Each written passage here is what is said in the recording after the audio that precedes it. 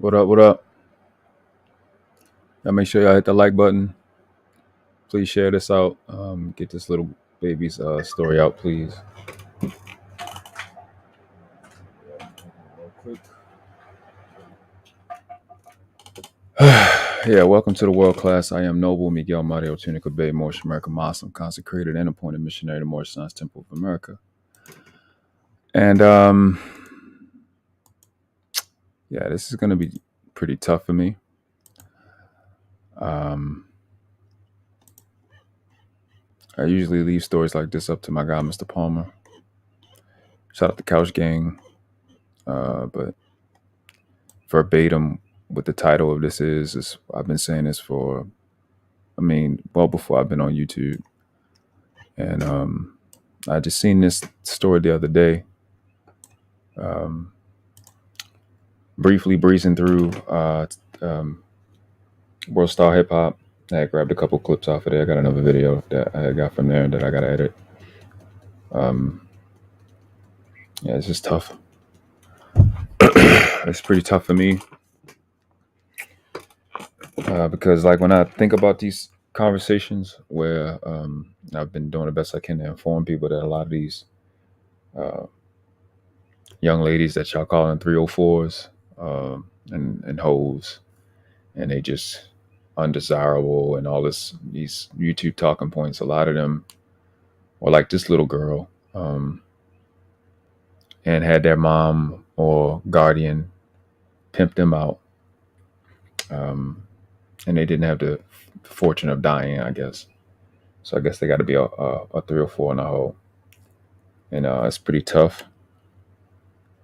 I got a natural empathy for children, so yeah, it's involuntary. But like I said, I usually leave stories like this to Mr. Palmer. He does an amazing job at bringing things like this up, and on all the communities, not just our community and more pseudo community, whatever you want to call what we got. Stuff is really tough on me, so I did myself a favor and not went over this story. I didn't look over the video.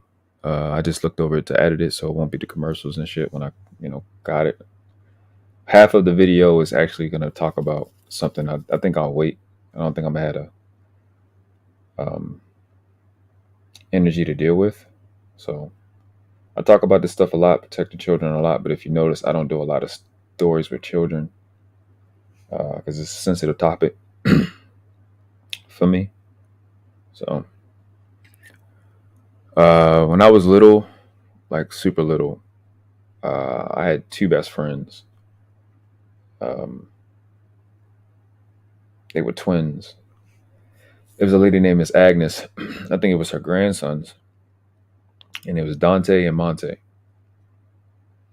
And they was like my friend, like literally my best friends. And both of them died in a fire. So as a little boy, I think 5 years old, 4 years old, I had to come to the realization that little kids can die. So I've always been kind of sensitive about that, my whole life. So, experiences, right? We wonder why people are the way they are. And, it's based off experiences. So out of all the stuff that I may do on YouTube and I may look to certain people, when it comes to babies, it's just a no-brainer. Just preserve the environment as much as possible. So as much as I talk about it, I think I'm in a space where I've had a pretty amazing week. A couple, I think, month really on my own personal development. I think I'm in a space where I can at least talk about it. Even mentioning those names just now, I didn't. For most of my life, I couldn't say their names without crying. You know what I mean? So I'm getting better, and I think I need to contribute in highlighting stories like this, because I think if we're going to criticize, we need to criticize in proper context. And a lot of these young ladies that you see, and I'm not making an excuse for them, but I think I think we should have honest conversations. And I think I'm really the only person that, especially in this space, that's bringing up the fact that a lot of these young ladies that we're talking about, that we see get the camera. Like I just dropped a video earlier today with the guy's interviewing the girl. You don't know if that girl was sold by her mom, by her aunt, by her godmother, by her grandmother, by her foster parent. You know what I'm saying? You don't know, and it makes a big difference in people's lives, um, on how they view the world and how much care they have for themselves. And I think that those things are things we got to put in consideration when we having these conversations. Saying how the word disingenuous is thrown here and thrown there. Um, there's another point I wanted to bring up, and I want to reiterate: I'm not making an excuse, but I think a level of compassion and empathy need to be brought to the table when having these conversations. And yeah, I talk about these things like this because this is where the problem starts. If we have so much problem with what y'all call BWs, B dubs, or whatever, it starts here. The mother and the relationship between mother and daughter in our community is literally the most despicable thing. It's the worst thing. It's the worst. It's literally the worst. It's horrible. And these things don't get brought up enough um, to kind of give.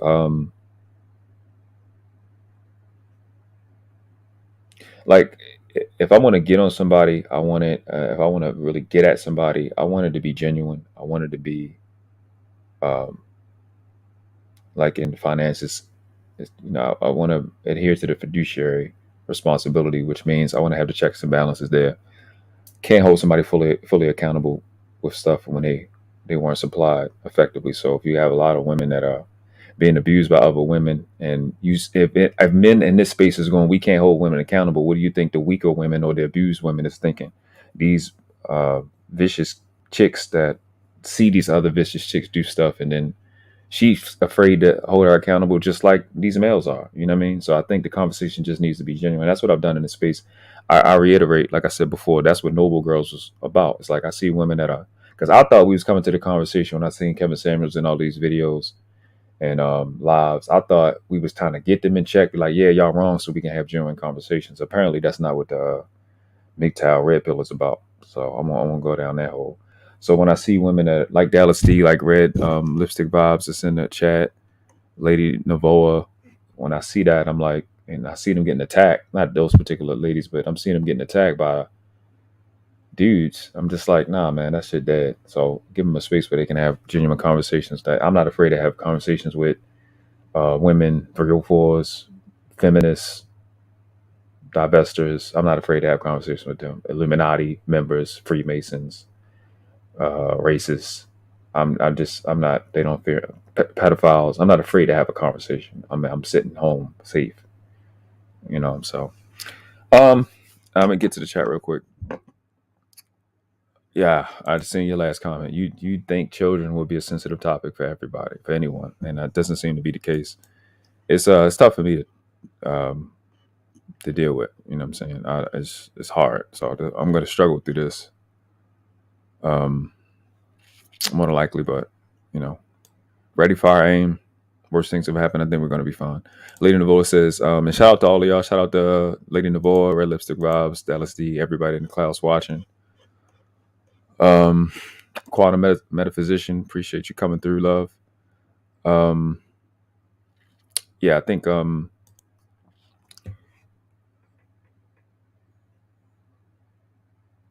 want to emphasize that my position on all of this so-called red pill stuff, all of this gender war thing, conversation is that I think the problem is in the the parenting that we're doing. Try not to say Baltimore styles parenting, as we say, if it's parenting that we're doing. I think that's what the problem is. I've said this over and over again. Black females have had custody at a rate of 80 to 92%, so we know what the problem is. And I don't think anything is going to work other than addressing that fact and getting change there first. So when you got stuff like that's this egregious and ridiculous, it kind of lends to the behavior. It lends to this psychotic. I mean, this is mind-boggling, bro. Like, this is not even from a human standpoint. It's beyond extreme. This is a fucking 5-year-old. Like, just look at these words. It's just,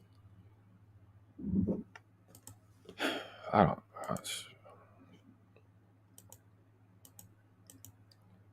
Everybody want to be. My mentor told me, he said, you got to be a great number two before you can be a great number one.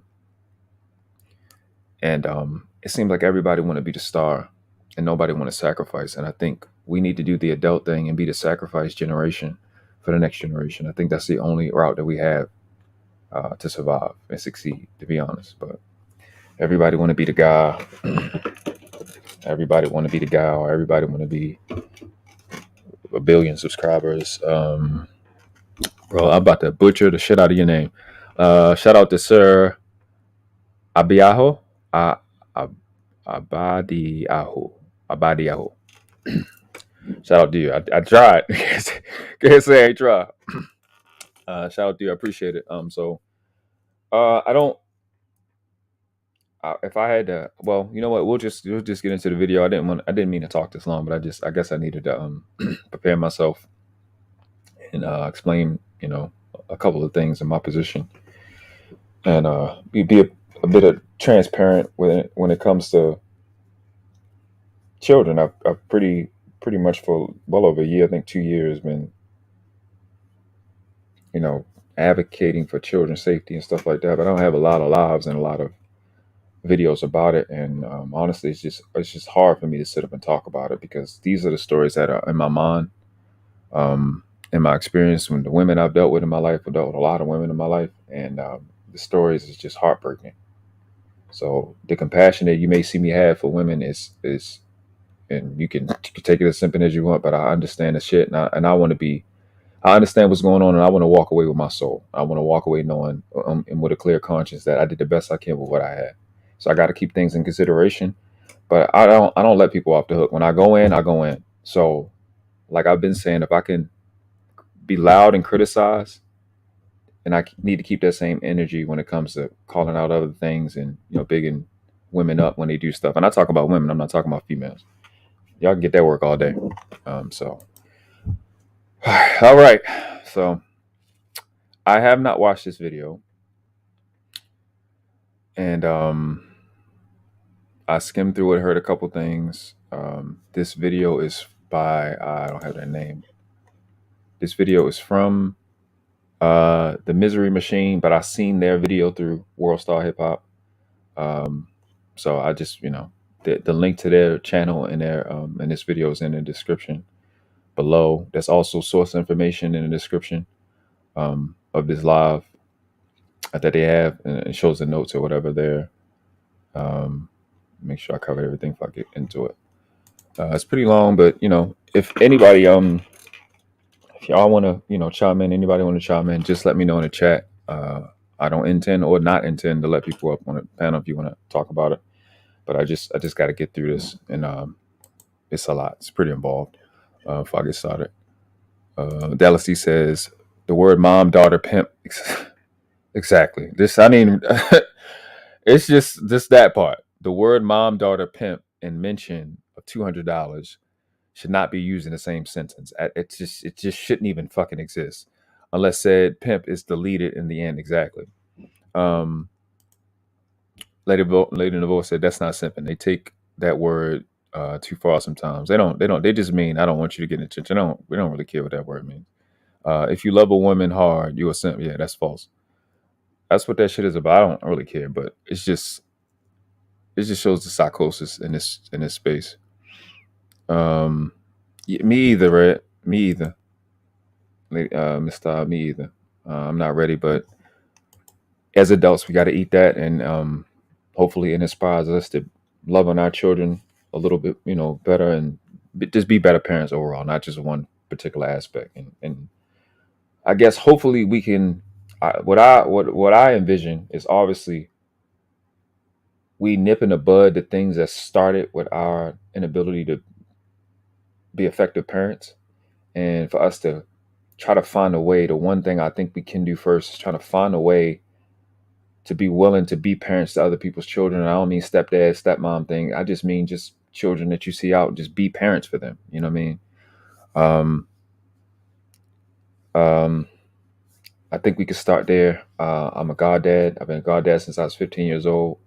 It's been one of the things that's helped me develop as a man is knowing I got somebody that is dependent on me to be great. It's helped me mature a lot.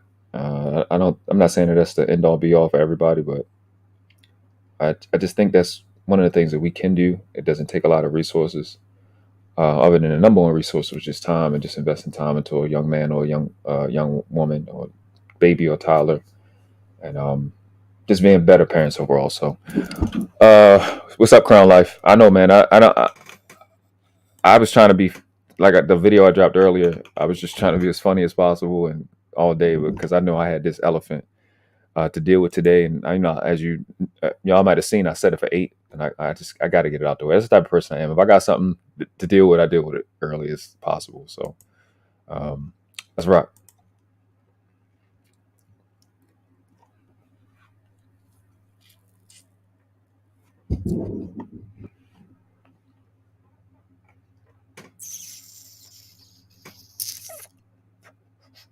Got this thing where I'm putting the thumbnails in the videos. 14th, 2004, in Fayetteville, North Carolina, to parents Bradley Lockhart. So I talked to a young lady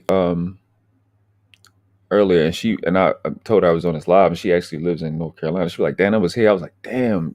I was like, "Wow!" Like I didn't even realize that, and that's I'm in Maryland, so that's kind of down the street. So this is in Fayette, North Carolina. I didn't clip. I missed like a part of what the lady was saying, but this video is pretty long. We're not going to go through the whole thing because second half of it is something else. But let's just get that going again. Very pretty little girl. 14th, 2004, in Fayetteville, North Carolina, to parents Bradley Lockhart and Antoinette Davis. Shaniya was a happy. So let me see if I can go back. North Carolina, to parents Bradley Lockhart. That's the dad, obviously European descent. And Antoinette Davis. Antoinette Davis. Let's make sure we type your name. That's one thing I had not done yet, and let's make sure we type your name out.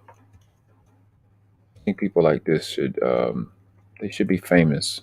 The reason that they're famous. I think her name should be a punchline. All women like her.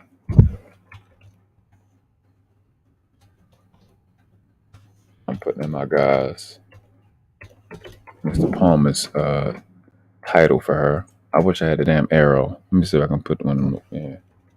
There we go. That'll work. I'm sure we got that covered. Shaniya was a happy, loving, and friendly little girl. Yes, fair use. She was described as a good little helper around the house. She loved to play dress up and play with her Barbie dolls, but also loved the outdoors and riding her scooter. Pink and yellow were her favorite colors. See, stuff like that, I can't, that stuff hurt, bro. I'm about as violent, as hostile, and manly as it comes, and bro, that should hurt. Pink and yellow was her favorite colors. Around the time of our story, she was a kindergarten student at Morganton Road Elementary School. Bradley had raised Shaniya with the help of his sister, Carrie Lockhart Davis. This was until 2009 when he agreed to let Shaniya stay with her mother because he felt that Antoinette was ready to be a mom again after overcoming financial problems. According to Bradley, quote, "She had asked if she could be a mother, and I felt she was sincere in asking, and I figured to give her a chance," end quote. However, Shaniya's aunt Carrie felt differently. In fact, Carrie never got along with Antoinette because... So, the baby was with the dad, and the sister was helping the dad. And because the mom had financial issues, which is very rare in and of itself, I should say, because you don't often see, babies with the dad. So through some reason, some level of, but that she was included in, it was a mutual decision on her part. The baby was with the dad, and through his calculations, it was good. And it's crazy. We already got the plot, right? She had financial issues, and we know how the story ends. So it's like, ah, Jesus. It's like, you know what I'm saying? It's like knowing the end to the movie, that you want to go see. And automatically, I think what I would ask y'all to do is not be retroactive and just really soak in the story. So when it's new and it's fresh, you can really be present. New and it's fresh being like, if you are being made aware of a real situation in your life, you could be present and not, be assumptive and try to go do, you should have done this. This was a sign. It's easy to look at it afterwards and go, you know what I mean? There should have been that. It should have been that. But in reality, it's like, you don't know until you know, because we're still gonna have to take risks going forward, and um, gotta maintain our sanity somehow and our humanality. It's my word I made up. Because she felt that the mother neglected her kids. In September 2009, 5-year-old Shaniya moved in with her mother and her 7-year-old brother, Carl. The family lived in a trailer at the Sleepy Hollow trailer park that was rented by Antoinette's sister, Brenda Davis. The accommodations were cramped. Brenda, her boyfriend Jeroy Smith, and their children stayed in the back bedroom, while Antoinette and her children stayed in the front room of the trailer. Brenda had previously dated a man named Mario Andret McNeil, who went by the name Mono. Now, Mono had given Brenda money to use as a security deposit to move into her trailer at Sleepy Hollow. While they were together, he spent a lot of time in the trailer. He was familiar with Antoinette and her children. He also knew how to get inside even if the door was locked. At the time of our story, Mono lived with a woman named April Autry, who was the mother of his 18-month-old daughter. He lived with her on Washington Drive in Fayetteville. This was roughly It's like the fact that he's given all of this information about this guy, let you know where this is going. But I've said this plenty of times. It's like the access that these U.S. mothers give to men that'll help them feel better or be comfortable is to be more comfortable is just sickening. This guy knows how to get into the house even when the damn door is locked, while living in another chick's house because he's giving her money or fucking her. That's kind of what it seemed like. 7-minute drive south of the Sleepy Hollow trailer park. Despite living with the mother of his child, Mono still was talking with other women. On the evening of November 9th and continuing into the early morning hours of November 10th, Mono was having a one-man party. After using coke and taking a couple shots of liquor, he began, in his words, texting all the females in his phone. He tried to text Brenda, but her phone was turned off. So he moved on to another woman, Tysa McLean. Tysa, who also lived at the Sleepy Hollow trailer park, began exchanging text messages with Mono and agreed to invite him over to hook up. However, by the time he got there at 2:52 a.m., Tysa had fallen asleep and she didn't answer the door. By 3:06 a.m., Mono texted her good night, and a minute later, he resumed trying to get in contact with Brenda. At around 5:30 a.m., Brenda woke up because she thought she heard the door open. She mentioned this to Jeroy, but neither went to check on what it was. They went back to sleep but were awoken a half an hour later by Antoinette, who came into the room and asked if they had seen Shaniya. They said they hadn't. Antoinette went outside to search for her daughter. While Antoinette was outside, Carl told Brenda and Jeroy that Mono had been there the previous night. Jeroy asked Carl if he was sure about this, and he responded, yeah. Brenda texted and called Mono, but he did not. So this is setting up to be like a kidnapping thing, and I think they may be using the deposit of $200. That's a damn security deposit, $200, as the basis. That's what I'm getting here. That's what it seemed like. It'd be a weird title. That's not the truth. Answer his phone. Jeroy then called April. See, when I went to World Star, I read the. Well, I could bring it up, couldn't I? If I freaking have it, let me see. I gotta actually find it. Yeah, I'll just look while this plays. Autry, who told him that Mono was not with her. Antoinette returned to the trailer and reported that she had knocked on all of the doors in Sleepy Hollow, but no one had seen Shaniya. Brenda told Antoinette to call the police, but Antoinette was hesitant to do so. Brenda and Jeroy went outside and noticed that the stairs and railings of the trailer contained feces that had not been there the night before. There was also what appeared to be illegible yellow writing scribbled within the feces on the railing. Shortly after 6 a.m. that same morning, Mono arrived at the Comfort Inn and Suites in Sanford, North Carolina, about an hour north of Fayetteville.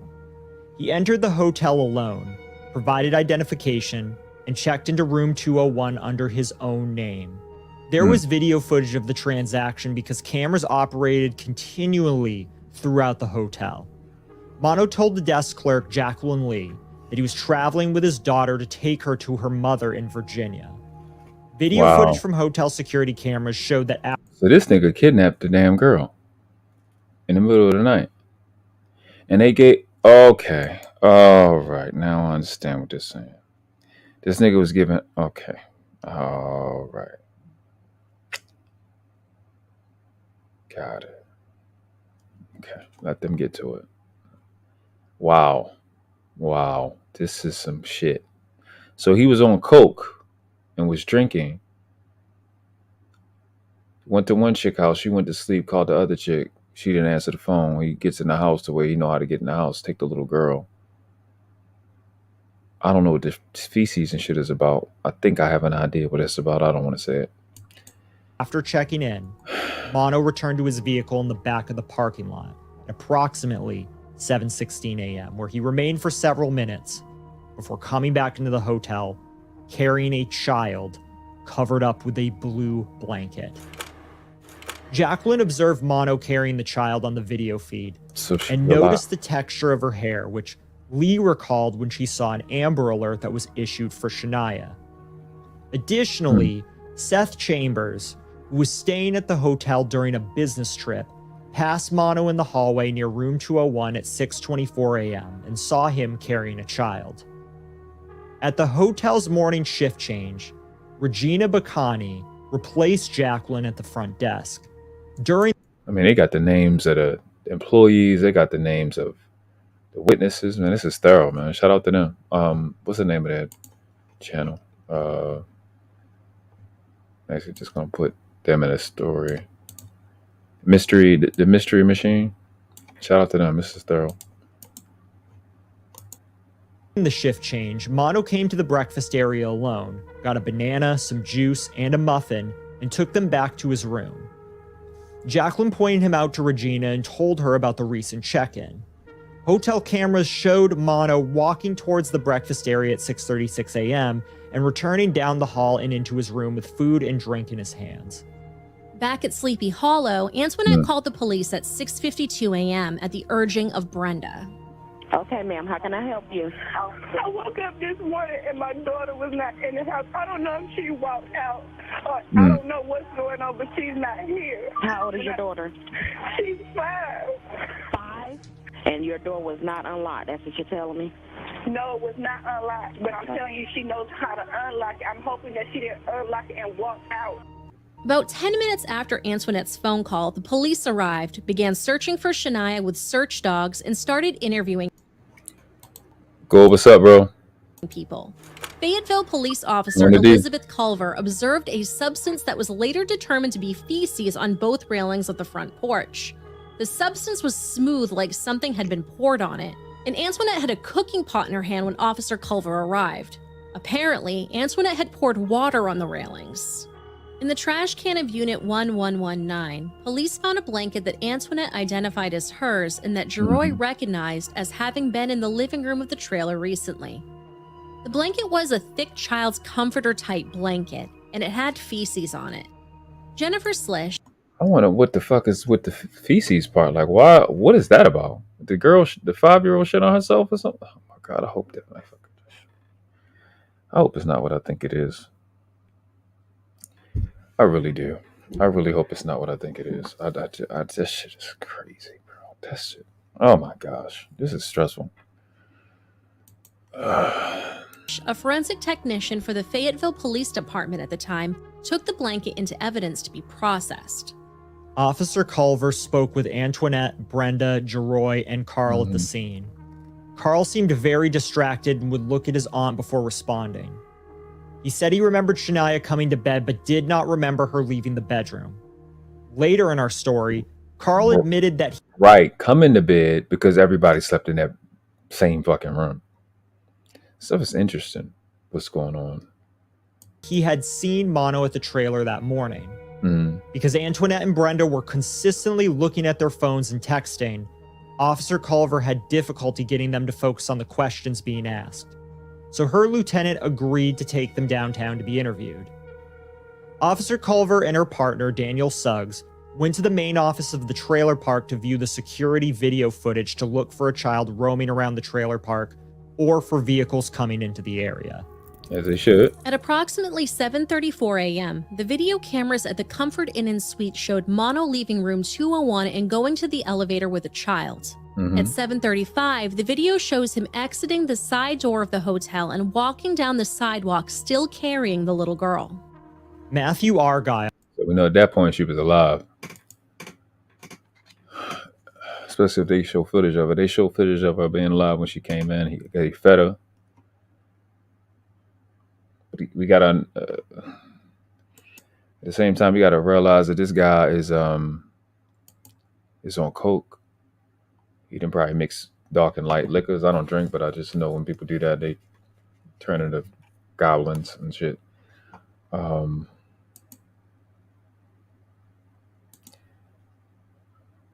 This is some Laney DeVoe. It's getting deep. It's getting deep. It's starting to get to the plot. And I'm like, oh, why? Well, based off what they said at the beginning, I'm like, why would you title it like this? But it's starting to be clear on what's going on to me. Quantum metaphysician says she knew how to unlock it, but the door wasn't unlocked, so she couldn't unlock it and walked out. Right? Yeah, this is something else. I'm glad I didn't watch this first. So I get to experience it with y'all. I think that's one of the more dope things about being a content creator is having that freedom to, look at, to have a natural reaction, a live natural reaction to things. And this is interesting. I'm actually glued. Because it's like as the story is unfolding, it's becoming apparent that the mom knew about this situation and it was a normal thing for him to feel comfortable. And I guess he was, oh my God, that shit crazy, bro. Let's hear it.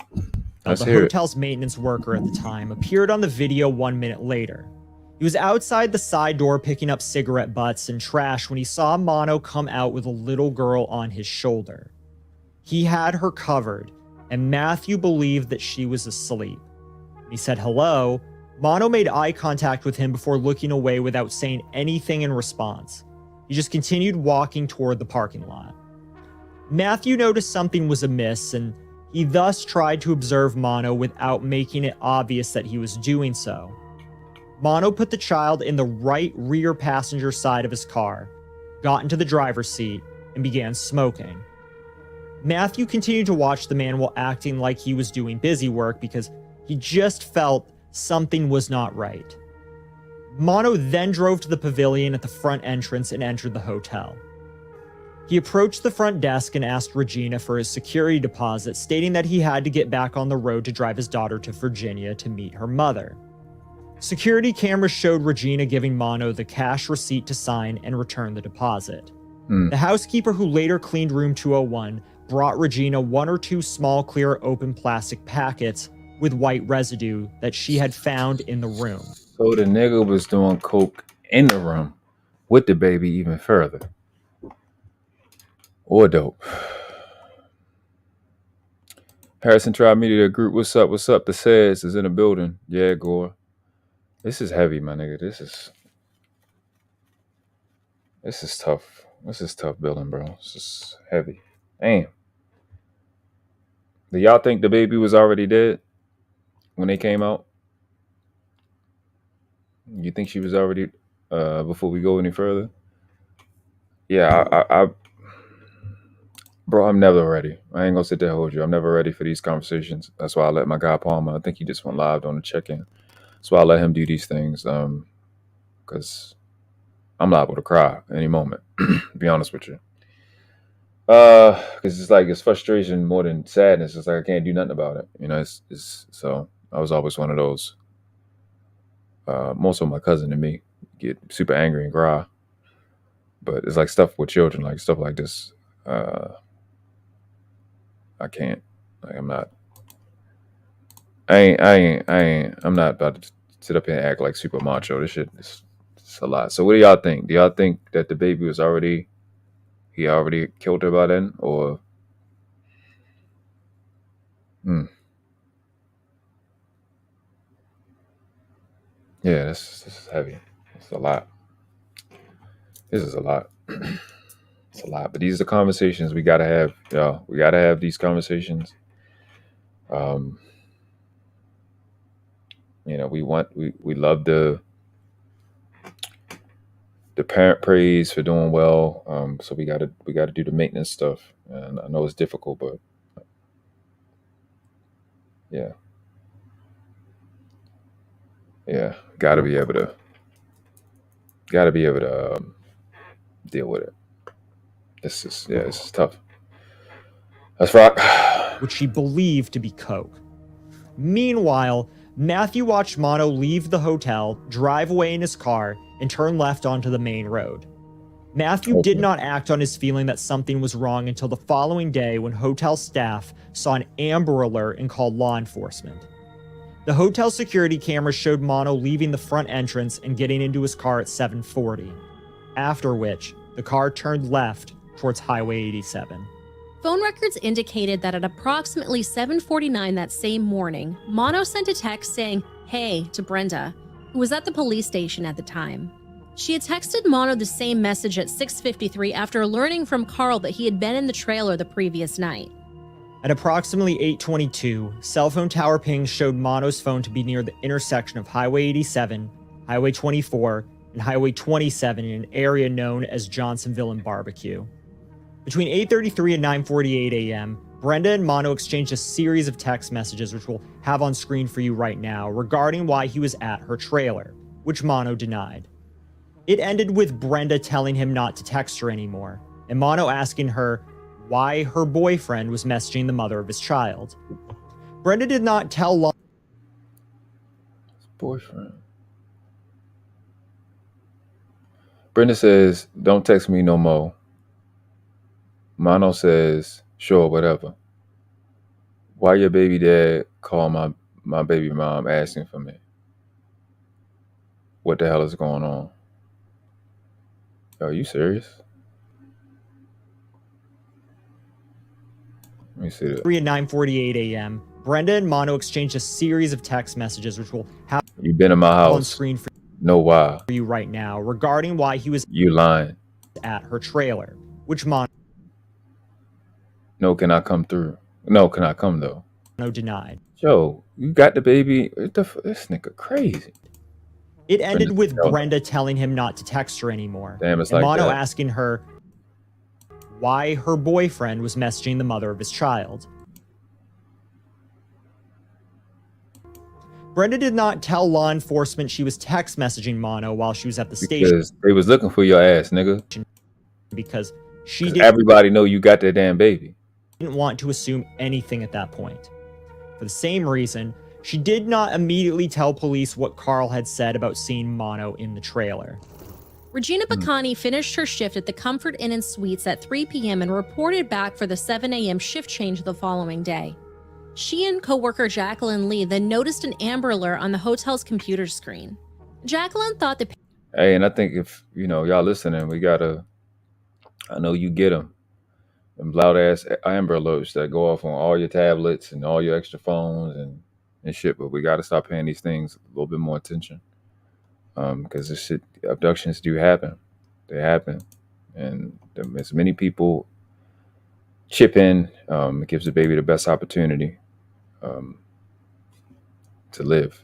picture on the screen was Because they apparently the stats is they kill the children pretty quick after they grape them. after they get there, whatever, because they panic. I guess they do it out of lust and rush, and then they get the baby, and it's like, I don't want to be caught with the baby, and they kill the baby pretty quick. I forgot the exact stats, but it's something I read a while ago. So, but I like how they're explaining it, and they're emphasizing, the contributions of the witnesses that were around, being made aware about the Amber Alert, obviously the baby fitting in the description and stuff like that, because so many cold cases would go on, and obviously I think this is going to lead to them knowing who he is and getting him apprehended, so he's not out running free, hurting more children. So yeah, yeah. Gore says it could happen to anyone. Educate yourself and stay vigilant. Yeah, I mean, we this is a main part of, like, I don't know what people's goal is in this space. My goal is for shit to be the way it's supposed to be, so we can, live the way we're supposed to live. I know that's vague, but there's an understanding. So, I mean, we got to start here with the next generation of human beings being preserved and not having their humanality and their humanity ripped from them from predators and bad parents and neglectful parents. And there's a lot of good people that come out of poverty situations. So poverty is not the excuse for degenerate behavior. It's not. It's a lot of people around most of the world. I'll say about a good 60-something% of the world is in what we designate as poverty, and you have peace and good quality people working hard. So that's not an excuse. So we have to find a way to preserve the children, so we're not whining about these 304s this, these women ain't this, these guys ain't this, and all this other shit. When you have an opportunity to fix it for the next coming years with these children and protecting them from fucking predators that you obviously and clearly put them in danger with, as the stats show, is that of the same child that she observed with a suspicious man the previous morning, and so she called the Amber Alert hotline. Forensic technician Jennifer Slish responded to the call and processed room 201 for evidence. The hotel manager advised her that the bedding had not been changed, but the trash had been taken out and a towel had been removed before staff became aware of the situation. 2 comforters from the beds in room 201 were among the evidence that she collected. There is no other disease I can They think gonna of get where that free ad people right just now, 'cause I missed expect you to this. fix. Okay, I skipped it. Fayetteville Police Department Captain Charles Kimball was responsible for the logistics of trying to find Shaniya. Based on the video from the hotel, police believe Mono had been with Shaniya and that she was still alive. Right. After obtaining Mono's cell phone number from his mother, the police gave the number to FBI Special Agent Frank Brostrom, who began an analysis of his phone. Agent Brostrom testified that the National Center for Missing and Exploited Children had already notified the FBI about the case. According to Agent Brostrom, when the FBI receives a notification of a missing child, agents immediately contact local law enforcement to offer assistance. Brostrom contacted Sergeant Chris Corsion of the Fayetteville Police Department, who quickly invited Brostrom to come and help with the search for Shaniya. Agent Brostrom arrived at Sleepy Hollow on the afternoon of November 10th. Mono's cell phone data was analyzed by Special Agent Michael Sutton of the FBI Cellular Analysis Survey Team. When Special Agent Sutton received the electronic information from Mono's cell phone, he performed an initial analysis, created some rough draft maps, and provided Agent Brostrom with an initial search area in the Highway 87 area along Highway 27. Following the FBI's recommendation, police began searching for Shaniya in the area around Highway 87 from Spring Lake towards Sanford. Having received offers of assistance from volunteers and different law enforcement agencies, investigators mobilized a huge search and rescue effort. Yeah, I'm just I'm in my research geek mode and my active listening shit. I'm just listening, compiling the information and seeing the procedure, and I'm thinking in the same way he's speaking. So I'm just trying to see, taking in like how serious they took this situation, and waiting for the next piece of information to see what actually happened to this girl and why did they come to the conclusion that the mother, who hasn't really been mentioned, so some information is going to come because the mom name is Antoinette Davis, right? But the lady they've been talking about is a lady named Brenda. So it's interesting. But like I put in the chat, Gore said, he has this narration style. His narration is pretty good. The music helps. So, the YouTubers, we taking notes, man. To the YouTubers, everybody that, produce content, I've been watching these big content creators, and they're like 200 something thousand, and I be just like getting ideas and stuff like that. So I'm trying to do my YouTube stuff and copy and get an idea to keep me from just being in a bad headspace with this, because this is heavy. After the hotel video showing Mono with a child came to light, Brenda Davis and Jeroy Smith told police that Carl had seen him at the trailer the night Shaniya disappeared. Brenda had also seen Mono try to talk to Antoinette at their aunt's house, to which Antoinette responded, quote, "I don't have shit to say to you. I just want to know where my mother effing baby's at," end quote. Allegedly, Mono said all right, jumped in his car and sped away. Brenda began to think Antoinette was lying about what she knew, and Brenda and Antoinette argued and did not speak after this. In the evening hours of November 12th, Brenda talked to the detectives once again, told them about the text messages with Mono, and ultimately gave them her phone to take photos of these texts. That same day, police found Mono and he agreed to come to the station to speak with them. Police also located his Mitsubishi Galant, which was backed into a space at the Mount Sinai apartments away from his residence on Washington Drive. Police did a search of the vehicle's trunk and then had the car towed to the police department. The car was then processed for forensic evidence, which included taking soil samples from the wheel wells and taking the brake and gas pedal covers for substance analysis. That's pretty thorough.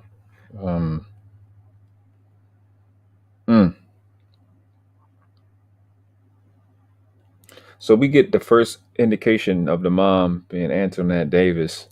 Antoinette, what the fuck is her last name? What was it? Yeah, Antoinette Davis. I guess she was married to a nigga. Versus the Brenda one, who was a sister. Giving strange behavior. So if he spat her off talking to her, why didn't she didn't see the child? That's weird.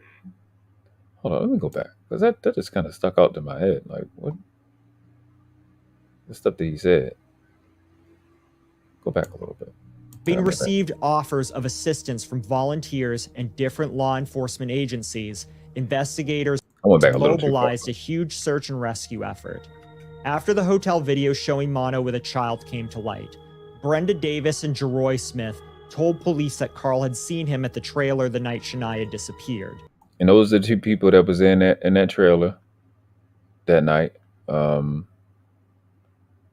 sister. That's the sister. That's the aunt. The Brenda lady.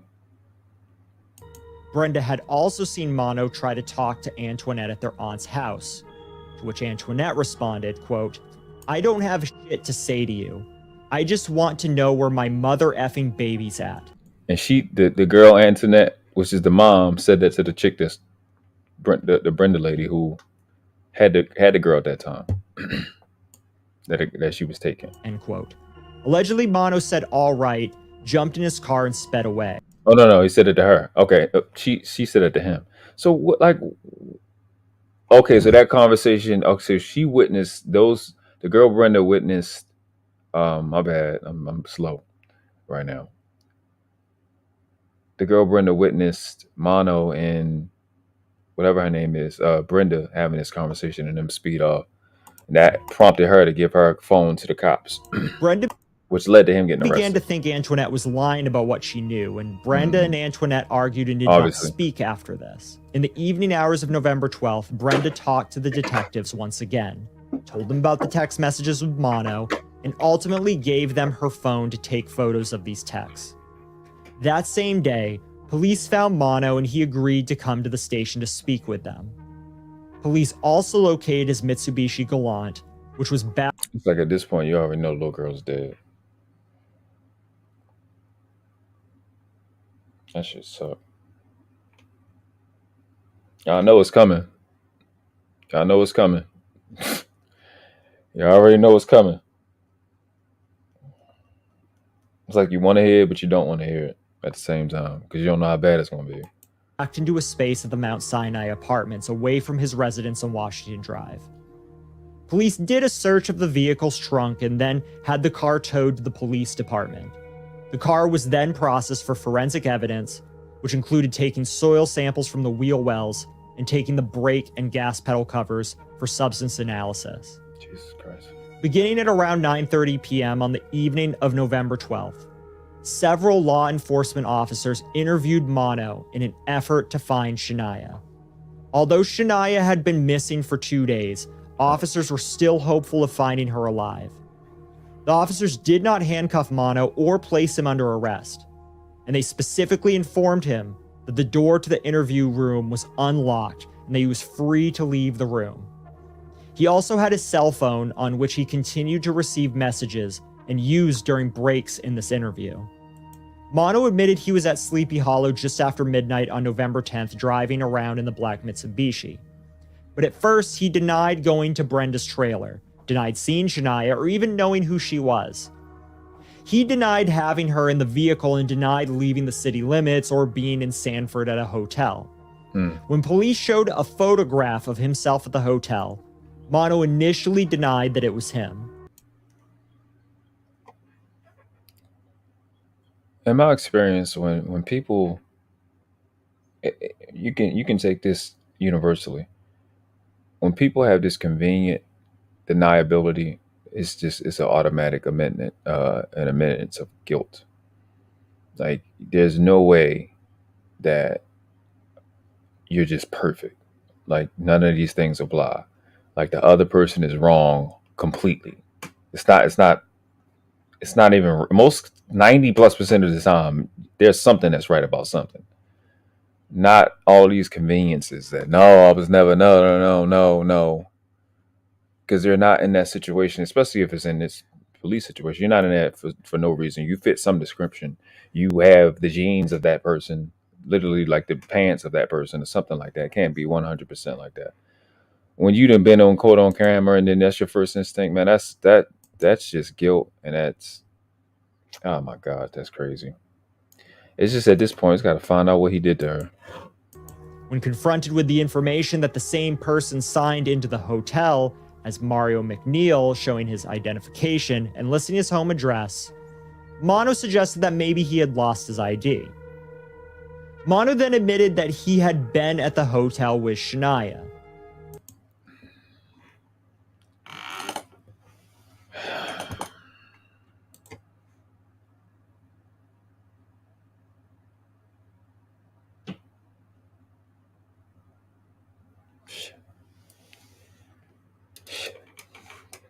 Shit.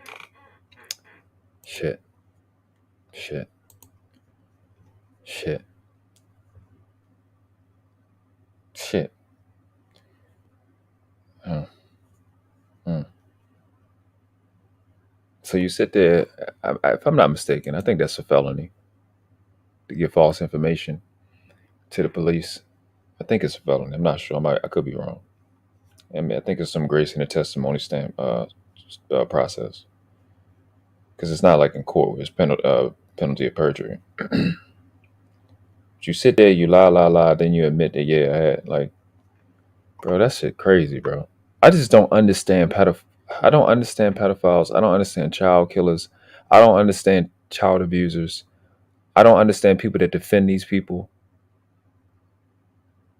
I don't understand people that pretend to want to be about protecting children and then will find a way to defend one person and not defend the other. Like, I don't understand any of y'all. It's a clear-cut case. I just don't get these people, bro. I don't understand these creatures. I don't understand. About 54 minutes into the interview, Mono began telling a story about receiving a text message which he thought came from Brenda's phone telling him to come to Sleepy Hollow to pick Shaniya up on the porch. What? He said he got Shaniya and took her to the hotel room where he ingested coke. According to Mono, when he was at the hotel, he got a call or text message. So you fucking tell the police that you got a text message from the Brenda girl, that's the guardian, to fucking come get the baby that's gonna be on the fucking porch, not wake the bitch up and ask her why is the baby on the porch. Then you take the baby to a fucking hotel, not the mama, and then do coke. Like what the oh. Y'all let these creatures around your children, bro. What the fuck? The fuck? That shit crazy. That shit is wild to me. Some unknown people asking him to bring Shaniya to a dry cleaning establishment at the corner of Country Club Drive and Ramsey Street. What? Mono stated that he delivered Shaniya to these unnamed people. What?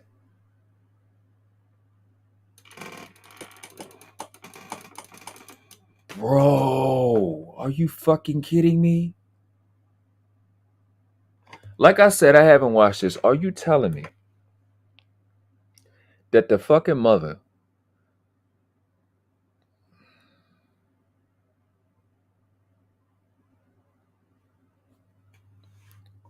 I'm just watching this. I'm not even about to try to spoil it. I know y'all not about to tell me that the fucking mom communicated with this nigga to sell the baby to this nigga or some other fucking people. Or I know that's not about to happen. It ain't no way, bro. And that they were driving a gray Nissan Maxima. Agent Brostrom testified that the focus of the interview changed when Mono suddenly stated he was waiting to get a call to come and kill her. The interviewing officers tried to get him to expand on the statement, but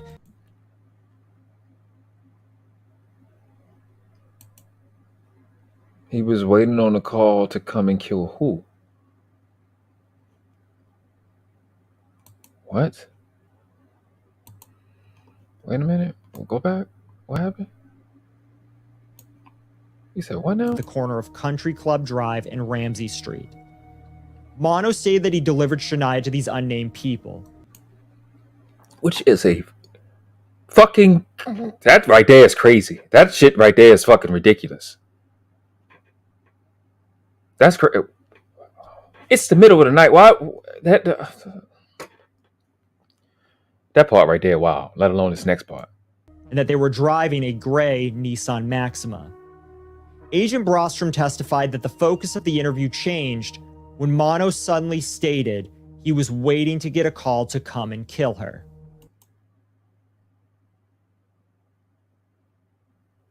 To kill the baby that he dropped off? The interviewing officers tried to get him to expand on the statement, but he would not. The exchanges on Mono's phone with Brenda did not pertain to picking up someone waiting on the porch, as Mono claimed during the interview. Obviously. Rather, they were of the argument we highlighted earlier in the episode. There were no calls or text messages to Mono's phone from any unknown people.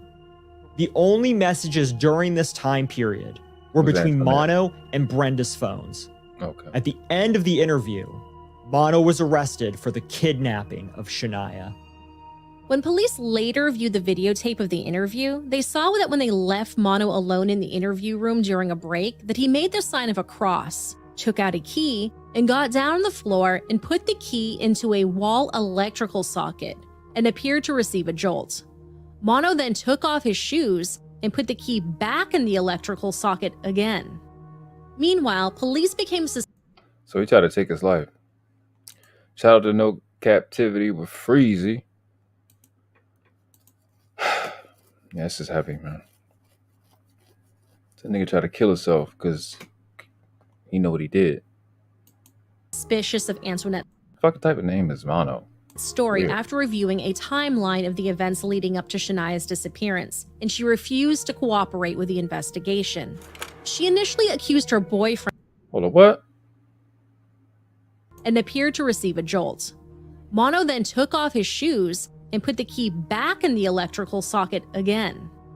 Meanwhile, police became suspicious of Antoinette's story after reviewing a timeline of the events leading up to Shaniya's disappearance, and she refused to cooperate with the investigation.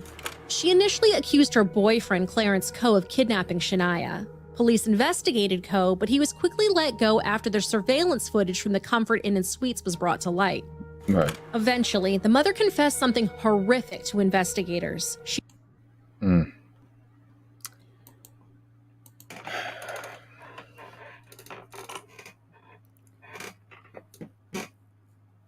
Me personally, I'm not ready for the reveal. I ain't. Ugh.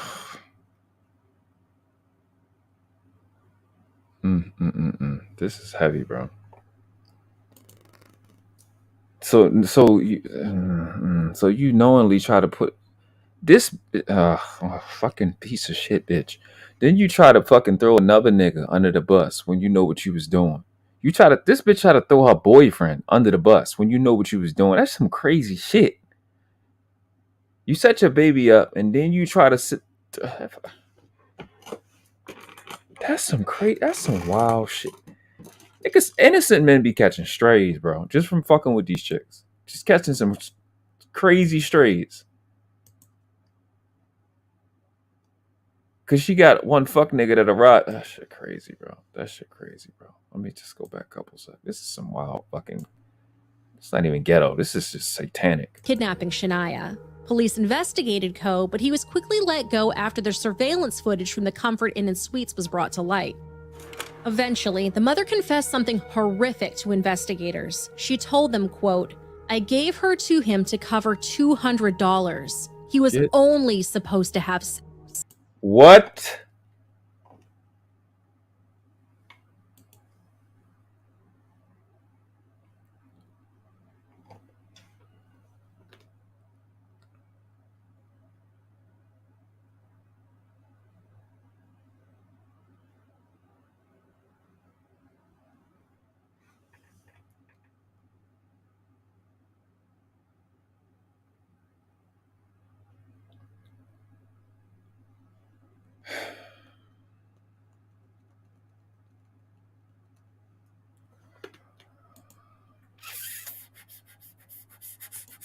This should have been the damn thumbnail. I'm gonna change the thumbnail to this.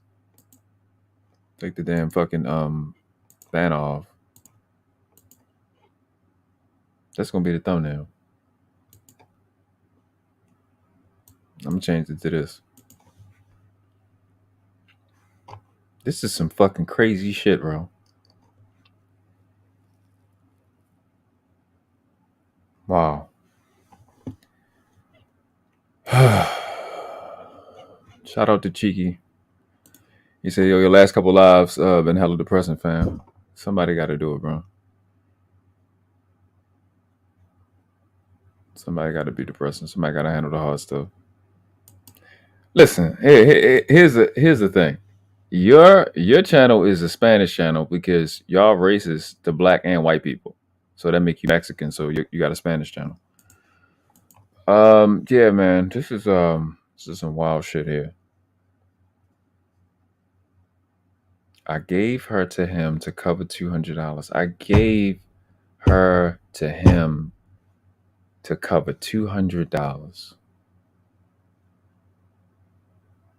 You can get more than $200 a month in child support. You gave your baby's entire body to a man to cover $200. Man, this is some crazy shit. This is some psychotic shit. End quote. Yes, you heard that correctly. Mono previously lent Antoinette $200 to buy food and pay for a hotel room when she and her children were homeless. Some reports indicated that the debt was drug-related, but that is incorrect. In order to reimburse him for the debt, she pimped out her 5-year-old daughter. To add insult to injury, Antoinette was pregnant again. She was arrested and charged with human trafficking and later released on a $51,000 bail. A massive search for Shaniya was continuing along Highway 87. On the morning of November 13th, and that's the other part. That's the other part. Now that we know this horrible shit, where the fuck is the baby and what the fuck happened to her? And why couldn't she live? And the sad part with me is because I've met a lot of these girls. I'm in Baltimore.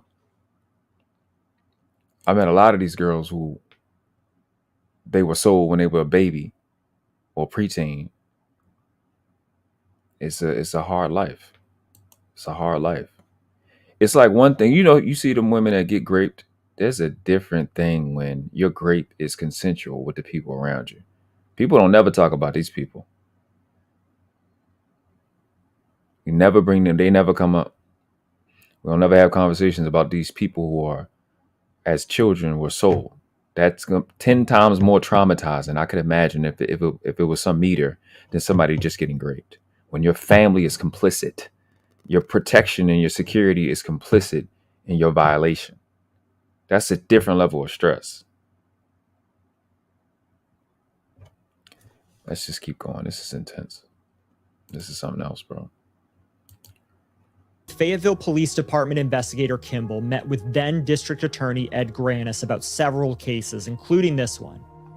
The district attorney pulled him aside and told him that Alan Rogers, a Fayetteville defense attorney, might have some information that could help them in this case and that he would be calling him. Attorney Rogers had accompanied Mono at his first appearance in the morning following his arrest on kidnapping charges.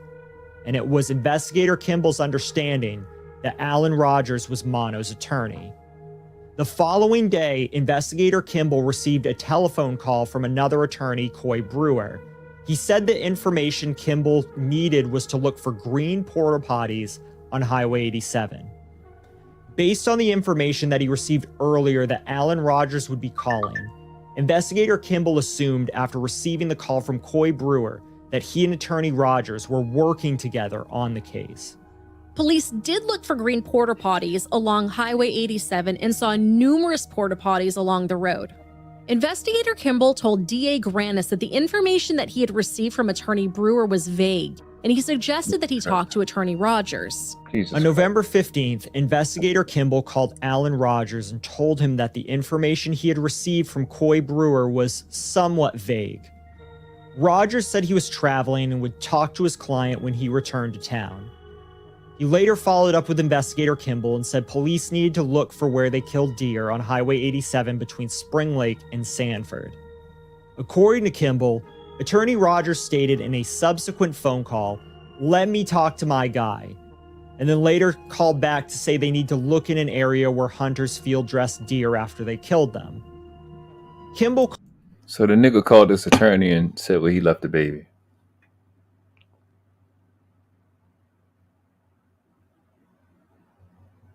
I honestly think the baby was dead before he left the hospital or was dying. I think he was too violent with her. I think coke is one of those up drugs, if I'm not mistaken, is one of those get you up drugs.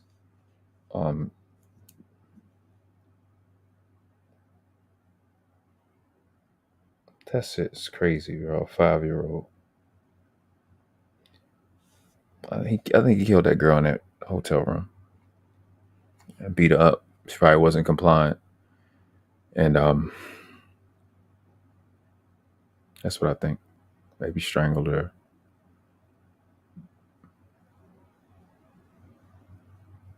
Yeah, this is heavy.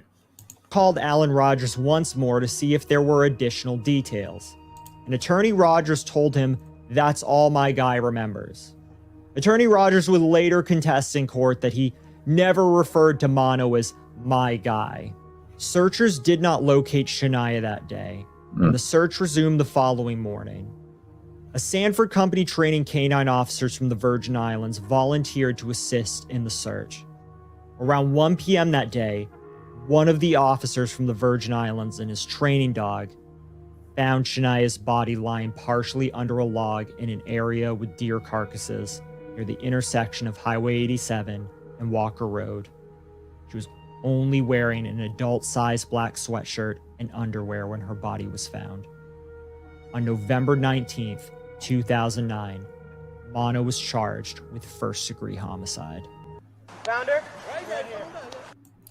So 2009, she would have been, she was 5. She'd have been 19.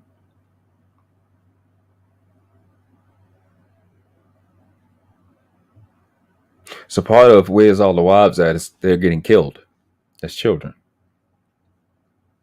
That's why this is the most important conversation amongst this gender war manosphere talking points. It's a lot of the marriage material is being graped and pimped the fuck out and murdered and put in fucking ditches. While you got a bunch of people that want to pretend to be fucking mature. but never address any of these things, never bring it up. Yeah, I hope they don't show no part of this little girl at all. I don't even know. This is too much. She was only wearing an adult-sized black sweatshirt and underwear when her body was found. This is why I think she was dead before they left. I think he went crazy on her. Because I'm not showing her face, but the little girl is pretty. It's a pretty little girl. And I guess predators find them to be sexually attractive. And coke and drink and alcohol and no soul, I guess. I don't know. I have no idea. I don't even know how to process this information. I'm just trying to be as logical as possible. What an illogical situation and set of circumstances. This is ridiculous, bro. On November 19th, 2009, Mono was charged with first-degree homicide. Found her? Right here.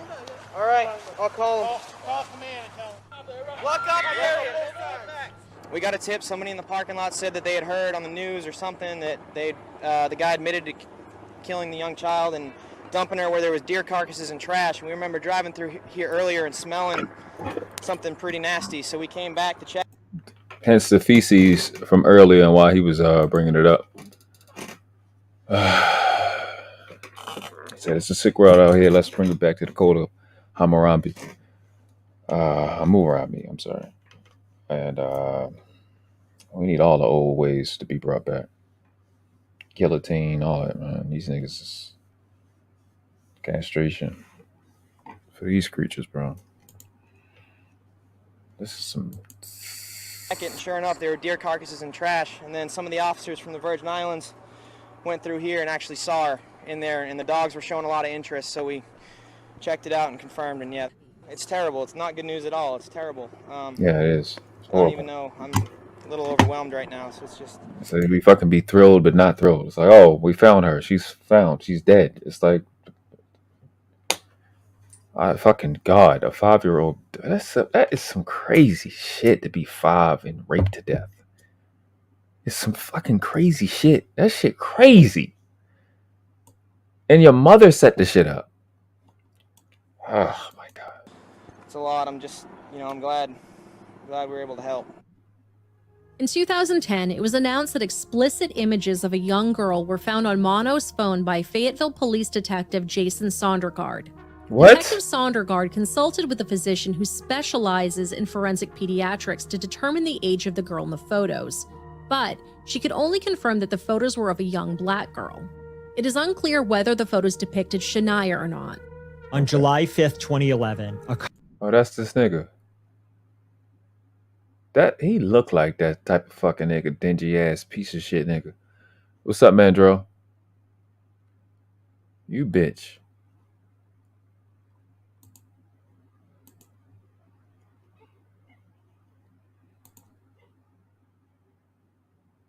Look at this nigga, bro. Again, never mind. It's not the time for that. Cumberland County grand jury indicted him for the following offenses.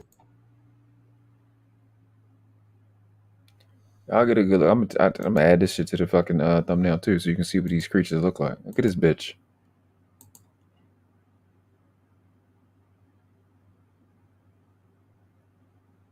Look at this motherfucker, bro. Why would you have something to look like this around your fucking family? Oh man, never mind. I don't think I'm supposed to say that either. First-degree homicide, first-degree kidnapping, and several offenses related to the CA and SA. Kidnapping, child trafficking. What is it? Can't get high in the debate.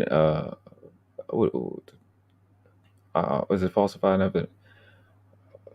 You can get those 3. For fact. Of Shaniya.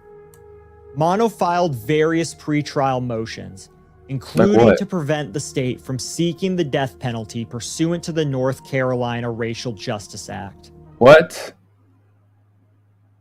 Why would you have that when you would you killed a girl? He also motioned to suppress all statements Wasn't he trying to kill himself? Why would he not want the death penalty? he made to officers during his interview, and claimed that in exchange for information regarding the location of Shania's body, the state had agreed not to seek the death penalty. All of his motions were thrown out, and it was found that there was no such agreement. Mono, and potentially Mono's lawyer, completely misunderstood the situation. On July 6, 2011, Antoinette Davis was rearrested and charged with first-degree homicide in addition to the charges she had already stacked up. And this is what we really want to know. We got the nigga. What the fuck did this? What else does she know? And what did they find out? She was denied bond on the homicide charge, and bonds totaling $1.5 million were set for all other charges. On April 8, 2013, Mono was offered a deal to plead guilty to first-degree homicide with a sentence of life imprisonment without parole in lieu of a possible death sentence. After considering the deal, Mono opted to turn it down and proceed to trial. At trial, Deputy Chief Medical Examiner Thomas Clark testified that he conducted the autopsy on Shaniya Davis on November 17, 2009. Oh my God. Oh my God. Yeah. Oh. Let me take up. Let me just, for a second, and get myself together. Yeah, that part. Still offering the devil's deal. Yeah, that part. That's the part that's just, wow. Just kill him. No, I ain't supposed to say that, but that. This autopsy is gonna do it for me.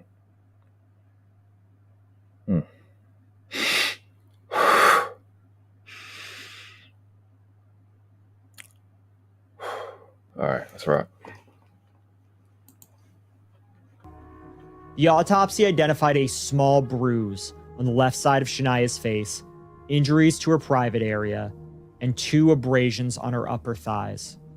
Dr. Clark testified that abrasions are a scraping type of injury in which part or all of the outer layer of skin is removed by a blunt object, and that 2 linear abrasions at the upper part of Shania's inner thighs matched the band of the underwear that she was wearing.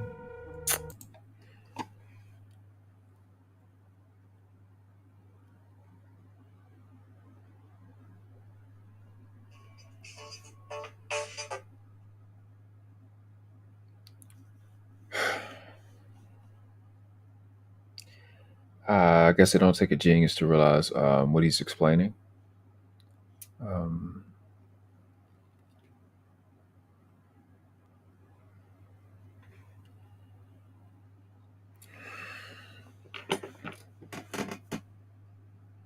So I guess what he did was pour her panties to the side and raped her. And was probably putting his hand on her face to shut her up. That's what it sounds like. And I guess she didn't shut up and he hit her. Yeah. Dr. Clark noted injuries consistent with SA and also collected several hairs that were found during external examination. Shania's lungs showed edema, chronic bronchitis, and focal intraalveolar hemorrhage. Dr. Clark concluded that the most likely cause of death was external airway obstruction or asphyxiation. Blood, hairs, and other bodily fluids were found on the swabs of So he was choking her to shut her up. Yep. It's home, safe, sleep. Take it from there, take it to the hotel, then dumped in the ditch.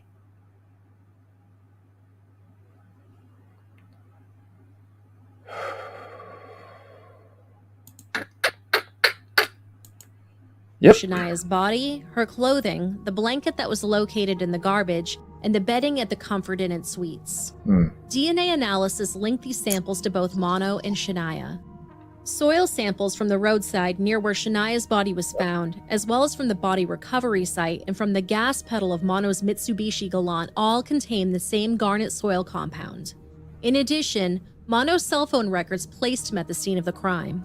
On May 23, 2013, a jury found Mario, Mono, and Dret McNeil guilty of first-degree homicide based on malice, premeditation, and So who's the Dret McNeil person? deliberation. The jury also found him guilty of all other remaining charges except for the essay of a child by an adult offender charge. Why? The trial court then held capital sentence. Why?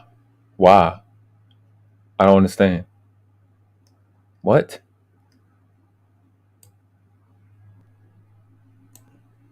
Mono and Dret McNeil guilty of first-degree homicide based on malice, premeditation, and deliberation.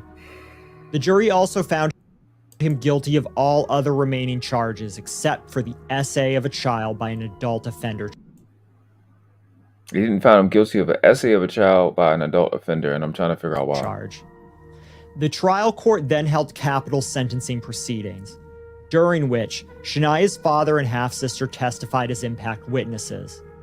Shania's father, Bradley Lockhart, testified that he had met Shania's mother at a party and had been in a brief relationship with her, and had learned that Antoinette was pregnant only shortly before Shania's birth.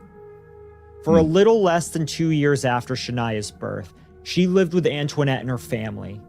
Bradley had frequent contact with Shania and would pick her up every weekend for visits.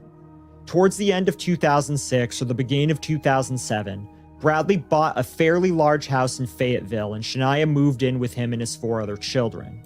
Yeah, this is in North Carolina, yo. Shania had frequent Hold on. What? Say it again? Antoinette and her family. Bradley had frequent contact with Shania and would pick her up every Antoinette and her family. weekend for visits.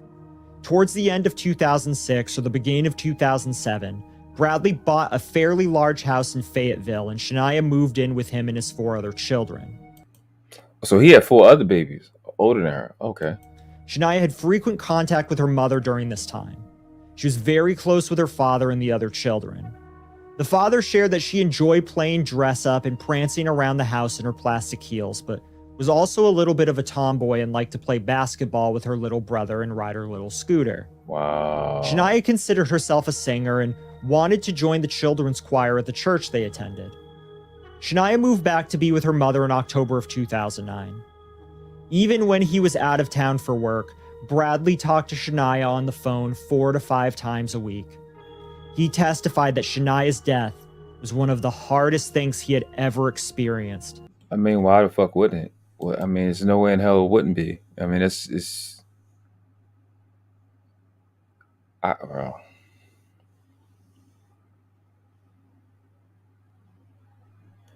I've never experienced fear like I have as a dad. It's a different type of fear. Like it's tough. Like you grow up fearless, thinking nothing can hurt you and shit like that, and you become a dad and you just be terrified. You know, you just be worried about your child safety. You know what I mean? And there's some shit that you hear it in movies. You hear people say some things worse than death. Hearing your child die is worse than that. Just the thought of it is just the most terrifying thing in existence. So, yeah, man, it's heavy. It's a lot. That it tears him up every day, and that he still finds it hard to sleep even after 3 and Bro, oh my God, just the fucking thought. Oh my God, the thought of I have a little girl.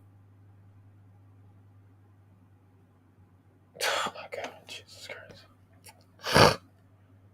Oh my God, the thought of having a little girl, having some sense of security that she's safe with her mom, and then the little girl is not with the mom. She's with the and then the mom is orchestrating the baby to be. The nigga got money. The dad has money. He bought a house. Why wouldn't you just ask him for money for $200?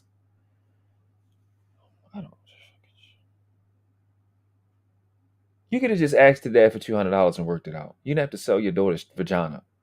Then to get her, did not even be there to. I don't even know how to fucking explain that. I don't think you're supposed to be there to supervise it because it's not supposed to happen no damn way. Then you just give your baby to a nigga that can get into a house and get access to her. Then she get, I'm about to say molested, and raped and killed, and then put in a fucking ditch. You could just ask the nigga for $200. You could have went and sucked dick for $200. Suck 20 of them, $10 a piece. Why the fuck do you give your 5-year-old baby that got a whole nother life, could have been fucking safe with her brothers, with her dad? It's like these fucking bitches will want you. Oh my god, bro. They want the baby to be fucking dead instead of safe with the dad. And it's my fault for calling her a bitch, because a fucking dog wouldn't do that to her puppies. A dog wouldn't do that shit that this weak motherfucker did. Shit is irritating the fuck out of me right now, bro. Shit is disgusting. And the anger is coming from, it's a motherfucking child going through this shit right now somewhere.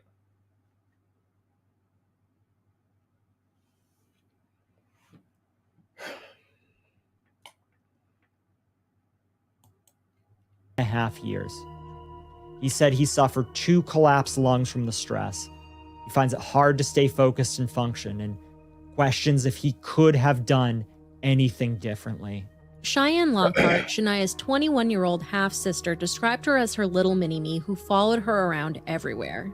She shared that Shania was bubbly and loved to tell jokes.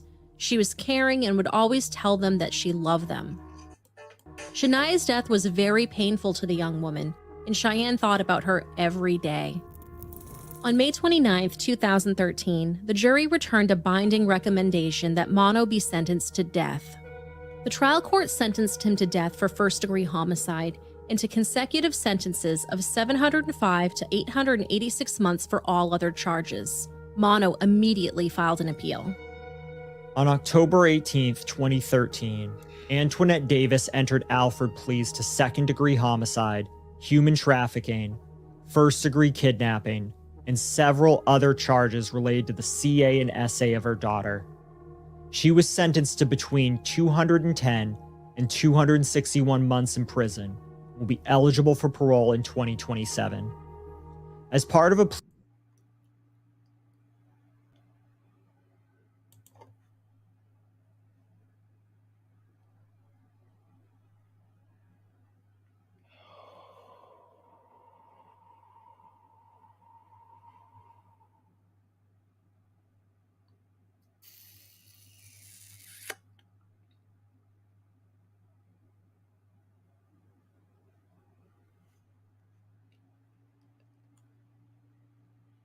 That's in 4 years.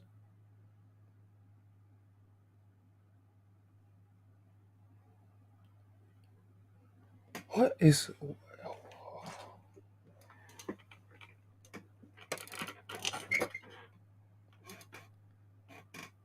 What the fuck? Whoa, my god. Wow. So when the fucking child be alive in 4, like what?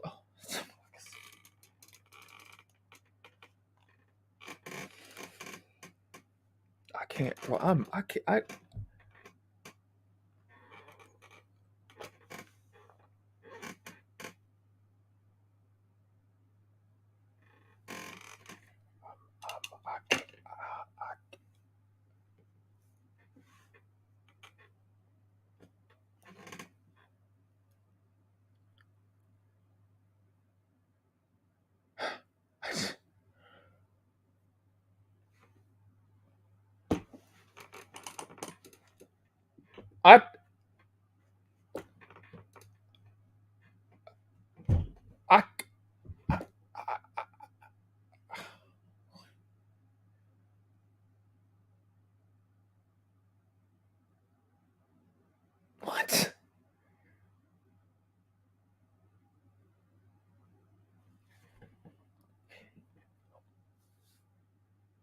if you pay 200, oh my god,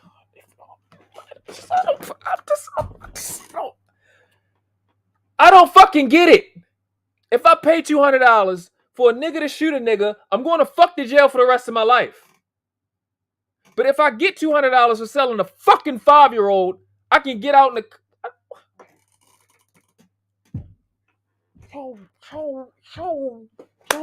What? I'm literally. I think if I'd have watched this shit before I did this, I wouldn't have did this live. This is blowing. This is blowing my fucking mind right now. I don't even.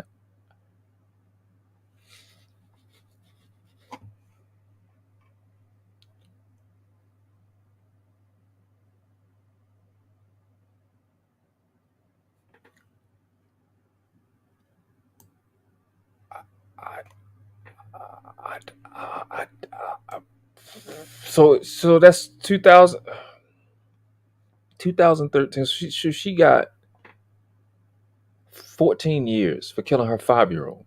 The jury returned a binding recommendation that Mono be sentenced to death. The trial court sentenced him to death for first-degree homicide and to consecutive sentences of 705 to 886 months for all other charges. Mono immediately filed an appeal.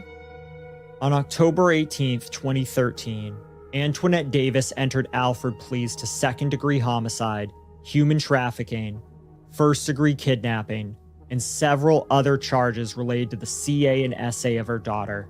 The second I saw the hit in 200, and I knew he was going to say months, I'm like, that's not enough. They don't sound like 20 years at least. You get longer for having a gun. You get longer for having a gun. But a bitch can set up her fucking daughter. Was sentenced to between 210 and 261 months in prison. Will be eligible for parole in 2027. This the eligible part, not free, but eligible, right? That shit's still insulting. Still insulting. As part of a plea agreement, the first-degree SA charge was dismissed. And Alfred... Why is nobody getting fucking held accountable for the sexual assault? Like, what? That was... Why are they not closing them on that? I don't understand. I don't get that. The plea allows the defendant to plead guilty while maintaining his or her innocence because there is sufficient evidence to find him or her guilty. At her trial, she apologized to Shania's father, Bradley Lockhart. She said, quote, I want to... Bitch, I'd have spit in your face. Bitch, I'd have spit in your fucking face. I swear, that ain't not... I bitch, I'd have spit in your fucking face. I swear on God, I'd have took that assault charge. Bitch, I'd have spit in your fucking face. I probably would have punched you in your shit. Bitch, yup, nigga. Fucking apologize to me for getting my fucking 5-year-old raped. Bitch, I'll kill you. On some real shit. What you mean? What you talking about? That shit, man.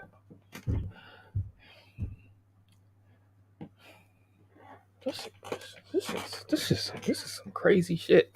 Say I did the best I could with my children. What? The best you could was selling your 5-year-old's pussy for fucking $200, bitch? I never said I was a perfect mother, but I was a... Oh my God, this shit is so insulting. I think all the real mothers should stomp bitches like this to death. This is disrespect. You're not a mother, bitch.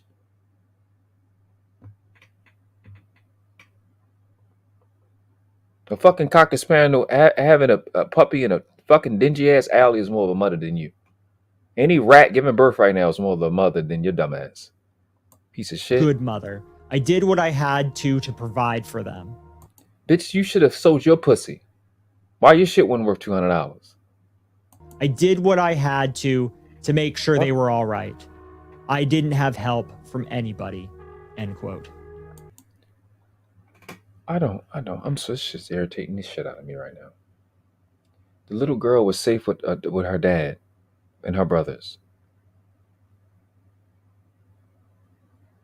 You didn't have to do none of that.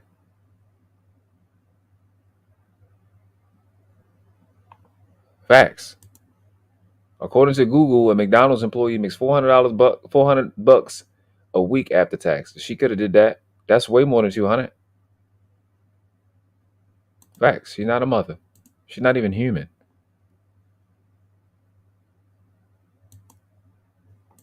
Well, fuck, sharks don't even treat their babies like that. Alligators don't even treat their babies like that. Ain't a vermin on earth to treat their offspring like that. Not like that. Superior Court Judge Jim Ammons At all, eat them. tersely disagreed. He told Antoinette, quote, "You could have saved your daughter's life, and you did not. Exactly. Thank you. You had the time, the opportunity, and the means to save Shania's life, Thank and you. you did not. Thank You you. are not a good mother. Thank This you. did not have to happen." That's a end fact. quote. Judge Ammons ordered her to register as an offender for 30 years and suggested that she receive psychological counseling while in prison. Okay, I was just thinking of you, but right now, motherfucker, you the problem. You. Why would you let this bitch back out on the streets? With that fucking war pussy she got to put more children in danger. In response, Bradley stated that he still grieves for his daughter, but said he forgave Antoinette a long time ago and knows that Shania did as well.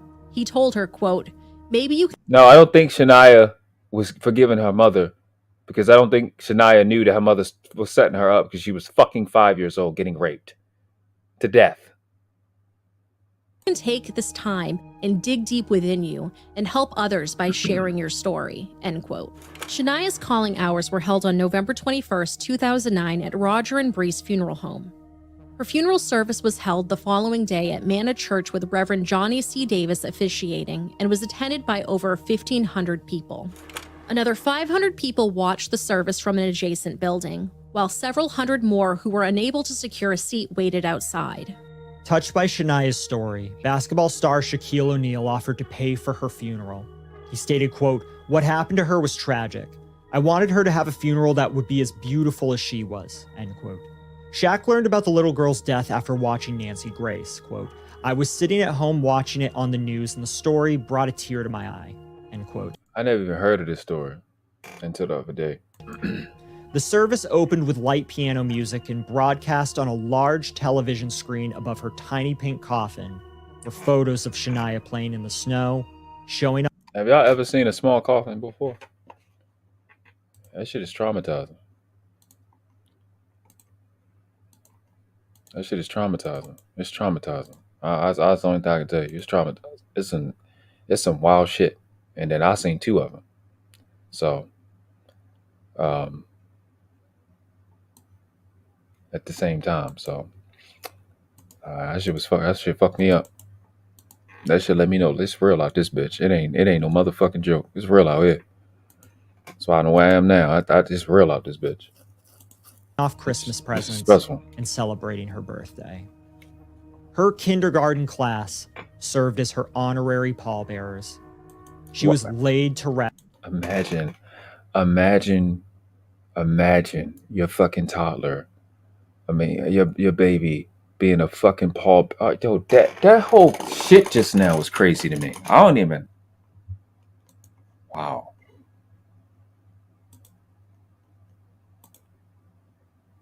Sure, that's crazy. Like your baby getting it to be a pallbearer. Yeah, oh my God, this is a lot. This is a lot. At Fayetteville Memorial Cemetery beneath a heart-shaped granite gravestone that bore the Peace be upon inscription, "God's angel called home."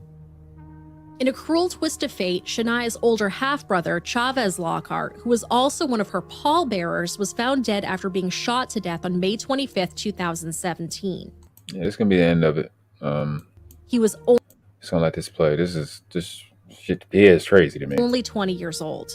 Ultimately, he was buried next to his Her kindergarten class served as her honorary pallbearers. She was laid to rest at Fayetteville Memorial Cemetery. Yeah. Heart-shaped granite. Yeah. It's just the thought, bro. I know. Yeah, I know they can't. They little. Yeah. That's my bad on that. Just yeah. But that just the thought of that is kind of wild. Yeah, that's crazy to me. This is a lot. It should drain the shit out of me just now. Gravestone bore the inscription, "God's angel called home." In a cruel twist of fate, Shania's older half-brother, Chavez Lockhart, who was also one of her pallbearers, was found dead after being shot to death on May 25, 2017. He was only 20 years old. Ultimately, he was buried next to his little sister. A family dealing with the unthinkable for a second time, the loss of a child. 8 years after the body of 5-year-old Shaniya Davis was found in Sanford, her older half-brother was shot and killed. Deputies in Hope County say 20-year-old Chavez Lockhart was shot Wednesday night and died at the hospital. CBS North Carolina's Amy Cutler has more from Rayford. It was around 9:30 Wednesday night when the Hope County Sheriff's Office was called to this trailer park off Mockingbird Road. Neighbors say they heard the gunshot when they came outside. That fucking trailer shit is hell. They saw a car off the I thought the hood was road. bad. The driver had been shot. That's where they pulled him out at, and then they pulled him up here, but his car went off down there. Authorities rushed that young man to the hospital where he died. They've identified him as 20-year-old Chavez Lockhart, the half-brother of Shaniya Davis. Authorities confirming they share a father. The 5-year-old's death made national headlines back in 2009. She was raped and murdered after her mother sold her to pay off a debt. I'm sorry about that. We came here to Fayetteville to the house where Lockhart lived. Family members, too distraught to go on camera, tell us he was a good guy with a lot of potential. Family members asking folks to keep them in their prayers as they grieve this second loss. Back in Rayford, neighbors weren't surprised. They love me in and out all the time. Authorities haven't said why Lockhart was at that trailer park, but they're asking anyone with information to give them a call. It seems that tragedy has struck the Lockhart family multiple times. Chavez's mother, 28-year-old Vicky Sue Coleman Lockhart, and her sister, 19-year-old Chanel Coleman, were killed in a home invasion that turned. What the fuck? Oh my god. What is going on with this family? This bloodline? Jesus Christ. This is just through this guy, this white guy. Damn. Turned into a triple homicide. Along with David Lee Epps, the sisters were bound, gagged, and shot to death in 1998. What's the point of bounding and gagging them if you want to shoot them? In an interview with Oprah, Bradley Lockhart said that he may speak with Antoinette one day, but not now. He said, quote, "I just think that it's best that we let the justice system take its course. I try to keep my heart as pure as possible, and I'm sure one day I will be able to sit down and talk to her and try to understand what was going through her mind," end quote. When asked what he'd like to see happen to Mono, Bradley said the outcome is not up to him. Quote, "It's in the Lord's hands now, and the justice systems, and he's got to come to grips and repent for his actions. I know the grace of the Lord, and if he's sincere within his heart, he will be able to move forward with his guilt," end quote. Still, Bradley hopes that Shania's story will help keep other children safe. He said, quote, "There's so much to be said about that precious angel. As you can see from the outreach and just the vigil,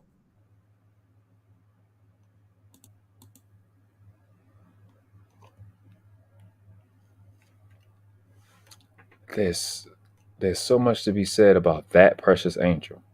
You mean your daughter?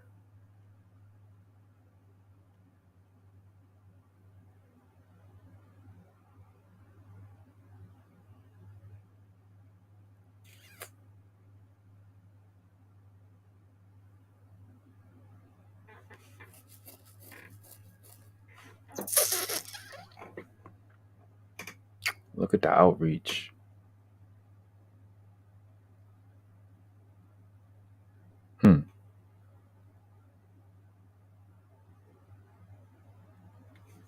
That precious angel is interesting. she's definitely touched a lot of hearts, and she's dug deep inside a lot of people. I just hope that they've taken some of this joy that she's brought down to them, some of this hurt, and we can curb it from happening to another child. Jeez. Get something in place to where the system benefits those who need help, and quit walking away from it, end quote.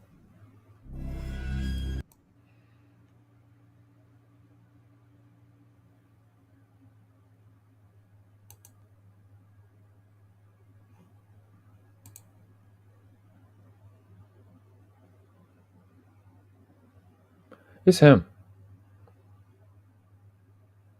Yeah, it's him. It's that nigga.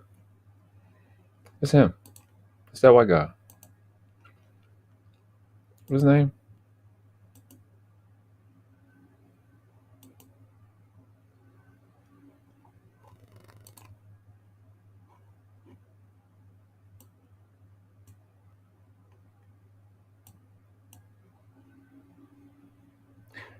Yeah.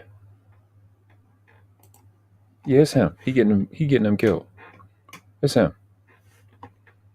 Hmm. Yeah. Yeah, it's him. It's the Lockhart guy. He doing this on purpose.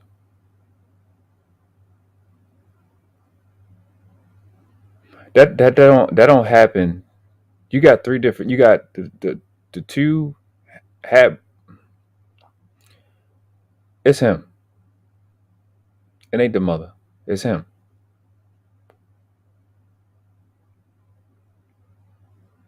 He giving up people around him for some type of advancement in some private order. That's what's happening. I was born in that world. You don't have three situations in the same place for no reason. They all professional, all organized crimes. Each and every one of them. The little boy getting shot in the car, automatic, organized. The little girl getting set up, got that information, and the chick's getting tied and gagged. I mean, it was tortured, trying to find out what he knew. It's him. It's him.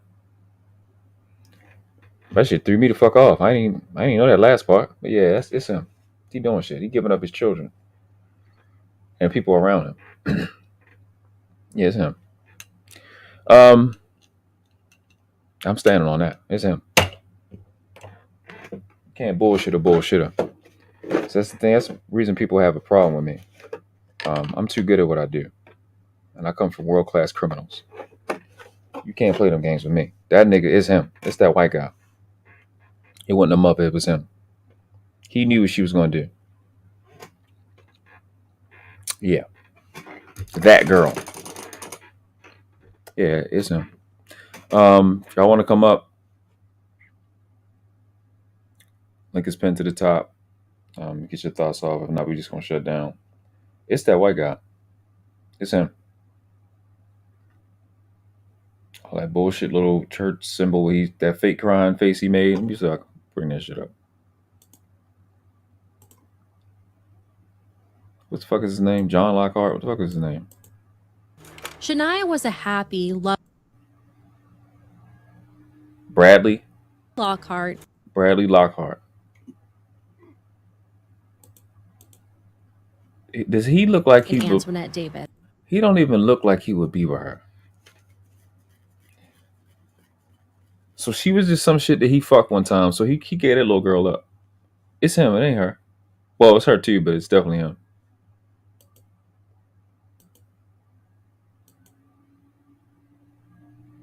Yeah, it's him. Yep. This shit here. This is some fake shit.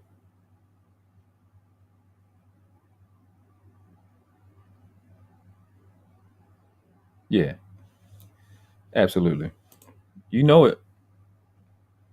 You just can't play these and run these games around me. People be mad at me because I can see you. I'm better at being evil than you. This is some evil shit, and it's him. He the point man. It's him.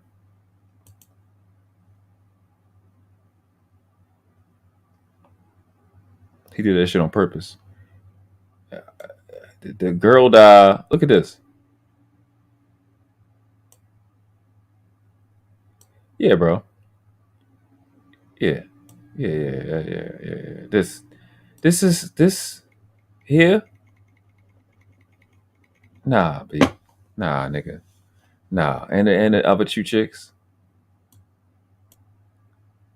4 deaths, and nobody's coming to kill you, but everybody's coming to kill him, kill the little girl. These are people getting killed to death. All these people dying around you this long. These few people. Yes, him.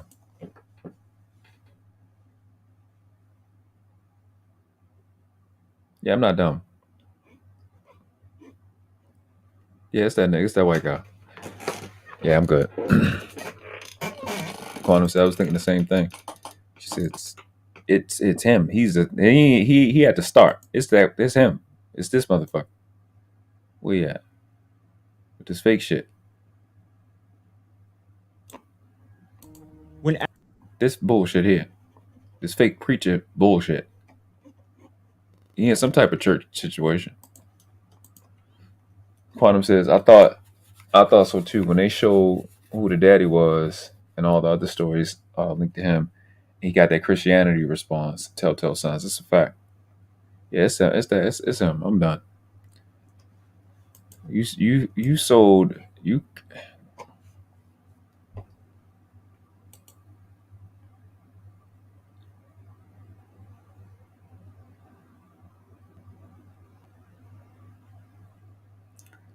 And this game is crazy. This is some wild shit. Expendables. You just gave that girl up because the mom was loyal. So that's why she sold him, because she couldn't ask the nigga for nothing. He already had 4 other children. So the aunts or the girls, the older women, they get gagged. Do you understand how rare it is for somebody in real life, like the anomaly it is for somebody to be gagged, bounded, and shot? That's not normal. That's 100% professional. So that means they tortured them, and they were looking for somebody else. That's professional. They explained that the fucking shit with the little girl was professional and orchestrated with the mom. Because where do you think the mom got that idea from? The nigga she was fucking, which is his bitch. And to shoot a nigga in the car is business. It ain't personal. Because if it was personal, it'd have been stabbed. It'd have been somewhere intimate. It's business. All of those is business moves. This 5-year-old little baby was caught up in that fuck shit. You in some type of church situation, Christian shit that you got going on. Why is you fucking a bitch in the trailer? Yeah, I'm good. You can fool them niggas. You can't fool me. I was born in it. You know, that shit don't happen 3 times, bro, in one life. That shit is fake. I know if you're not from the streets and you don't know criminals, that you gotta wait for evidence and all. Nah, you wait for evidence where I'm from, you be a dead motherfucker. I ain't waiting that long. I ain't get out because I'm dumb. I can tell you that. I can tell you that right now. It's this motherfucker. Not the nigga that look like 2 Chainz. On from Wish. That white guy. It's him. He doing that shit on purpose. That nigga's connected to something vicious. I don't know what it is. I don't care to know. But I know he need to be killed. He need to die. He do. I mean, it's him.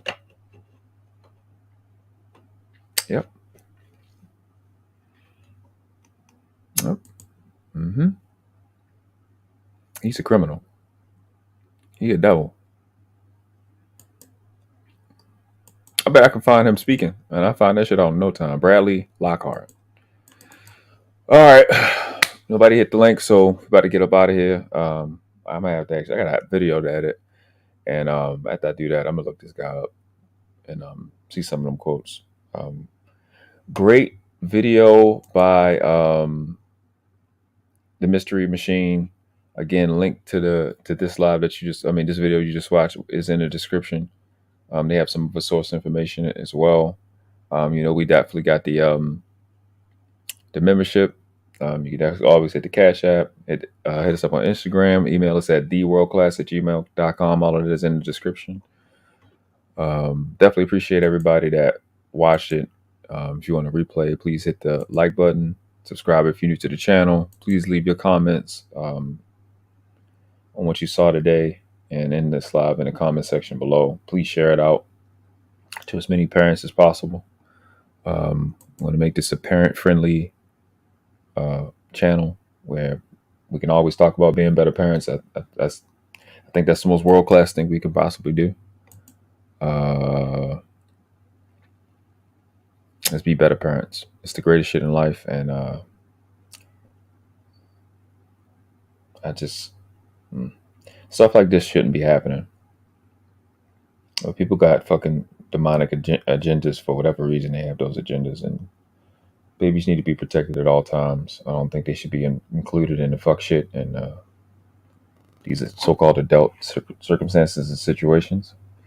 And they're definitely manageable. So yeah, this was a lot. This was pretty heavy. I'm proud of myself. I made it through without tearing up. Usually don't in those situations, but aside from the obvious, what I want to call him, I don't know. He in some type of order, some type of sex cult, some type of whatever to be where he at. One of them losers that need to do a sacrifice to get somewhere, like these baby mama terrorists that kill their children, like this bitch did today in this story. It's too lousy and trash and garbage to be able to do it off the muscle of your own talent.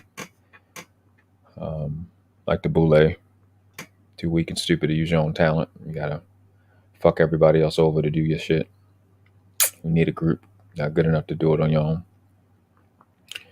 Weaklings. I just can't stand them. So I appreciate all of y'all with integrity, that stand on principles, that defend the innocent. Like, you don't have to be innocent to defend them. And there are people that are adults that are innocent as well. So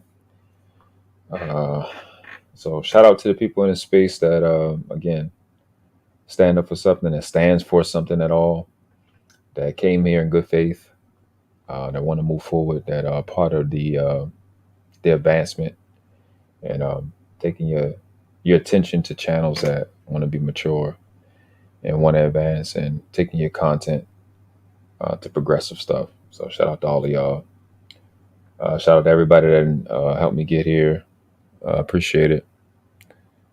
And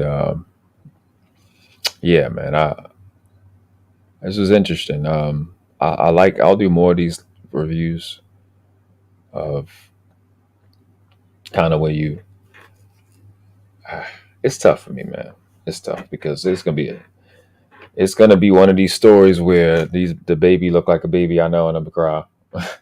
I would look for children. I ain't gonna sit and lie to you. It's an automatic empathy thing. I don't want to be crying on the internet. But it's just that for babies. I just think they should be preserved. I don't want them to be. I don't want them to be like me. You know what I mean? Or how I've been. I'm in the best place I've ever been in my life. Right, the most human I've ever been. Learn how to forgive and stuff like that. But to grow up as violent and hostile and homicidal as I did, and disconnected. You know, I don't want no children to end up like that, because you put everybody else at risk. You get further and further away from what you're supposed to be, and your fulfillment and your joy, because you have an abusive parent, you have an abusive environment, you have too many tragedies. I had all three of those plus, and you don't see a lot of people make it out of that.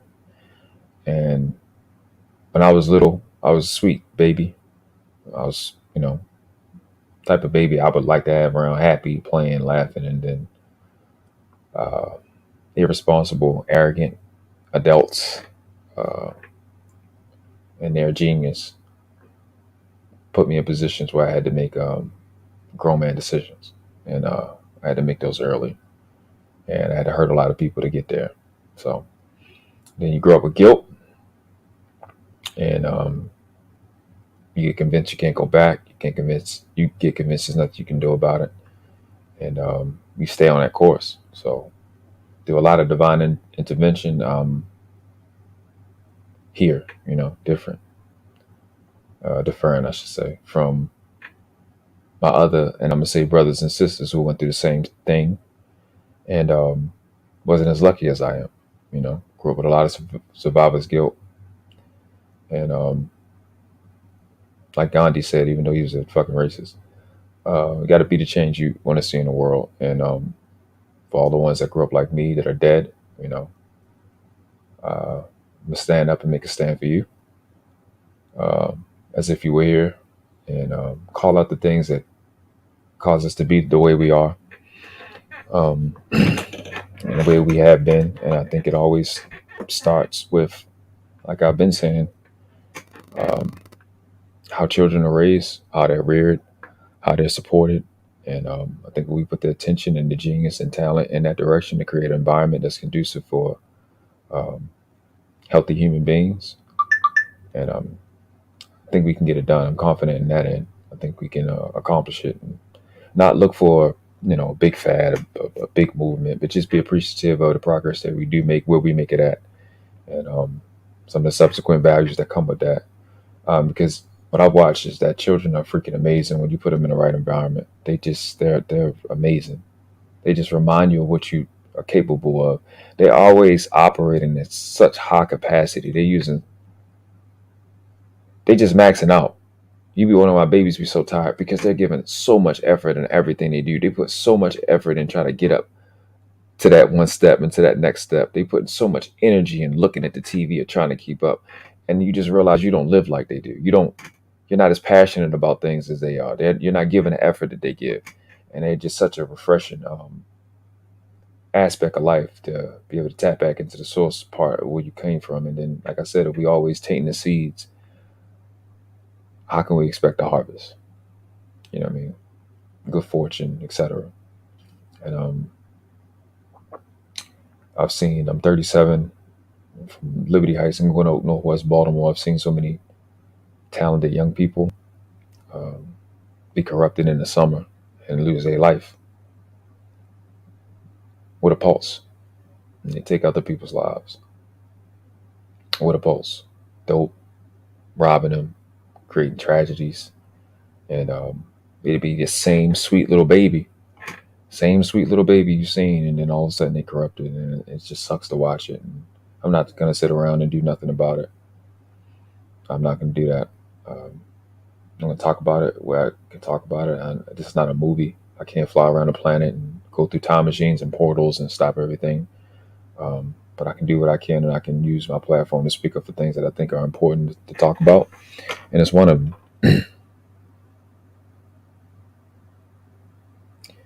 The thing about my city is it's really, really homicidal. It's really bad. It's horrible. But you love it because of the children that be here. Children that are here, man, they change you. They be amazing. They be the people that give you hope, give you faith. You see them tiny little faces, and it inspires you to endure. You know what I mean? So I think that's where the war is going to be won. It's not going to be on panels debating with a chick about what she wanted to do with her vagina. It's hers. If she want to be fat, there's nothing you can do about it. We're not going to do anything. I think all this stuff is just for entertainment. If we really want to win, it's supporting these new parents as much as possible. Really putting a field around them, reestablishing the foundations of being a parent. Is that we're raising a parent as a parent. We're not raising children. We got enough of those. So enough 40-year-old little kids walking around, and being transparent about our failures. I failed a lot. My son is 6. I got a 27-year-old goddaughter. I failed a lot. I made a lot of different mistakes. A lot of things I would do different, and But like I said earlier, you got to be willing to be parents to other people's children, and some of those children are going to be other parents. So I think that's where the war is going to be won. I'm convinced of that. And all the other things, being healthy, business, investing, I think that's the place to put it because it makes the most sense. This is where you can get the best results, and you have children growing up with the right stuff. So let's say some of these comments, we can get up out of here. Okay, yeah, I'm glad you did that, Lady Nabal. The CBMU's up there. Appreciate it. She said, good job. She said, support the show. Gore said, support the show as always. Hit the Cash App. Definitely appreciate it. Yeah, please. I'm ahead of my damn self. Yeah, go to Black Man Unfiltered. We definitely about to shut down. I appreciate you guys. That's my closing statement. Thank you, Go. I'm gonna check right now because we got a video with that.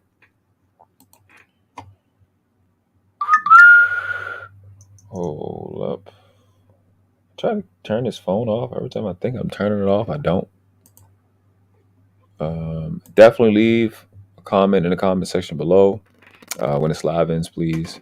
I appreciate you letting the vote for that. Do help the show. Definitely does help the show in advance, and thank you in advance, and thank you for coming.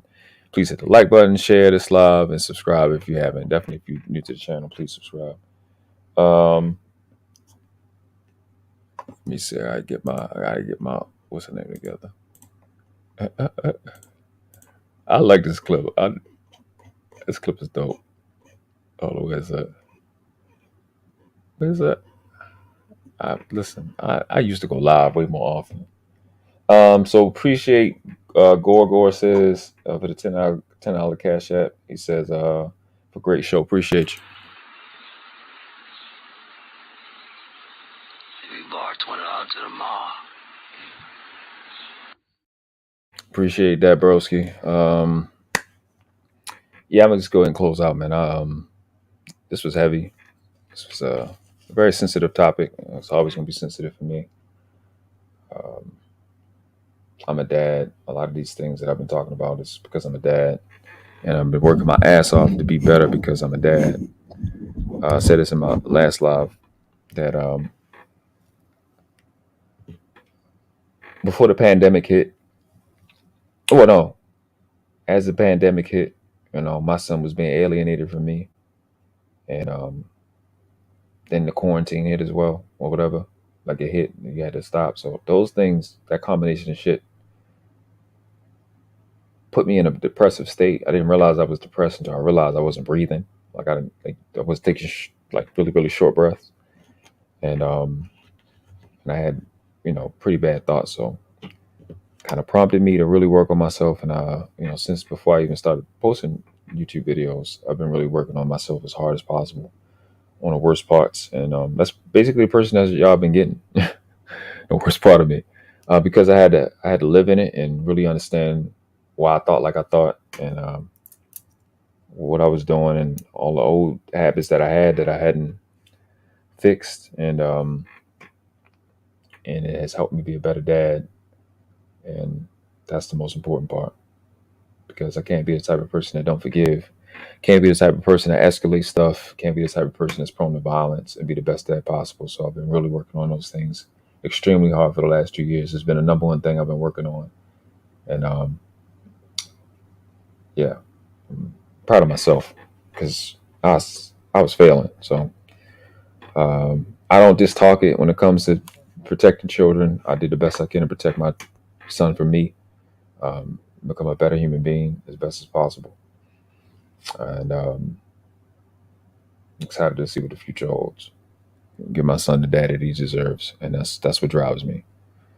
So you know what I say, man? Ain't but two classes on this planet, never been three. You have a world class or you outclass. And the question is not which class you want to live in. The question is which class are the ones coming behind you deserve for you to die in, on your feet, on your knees, respect the craft. Noble.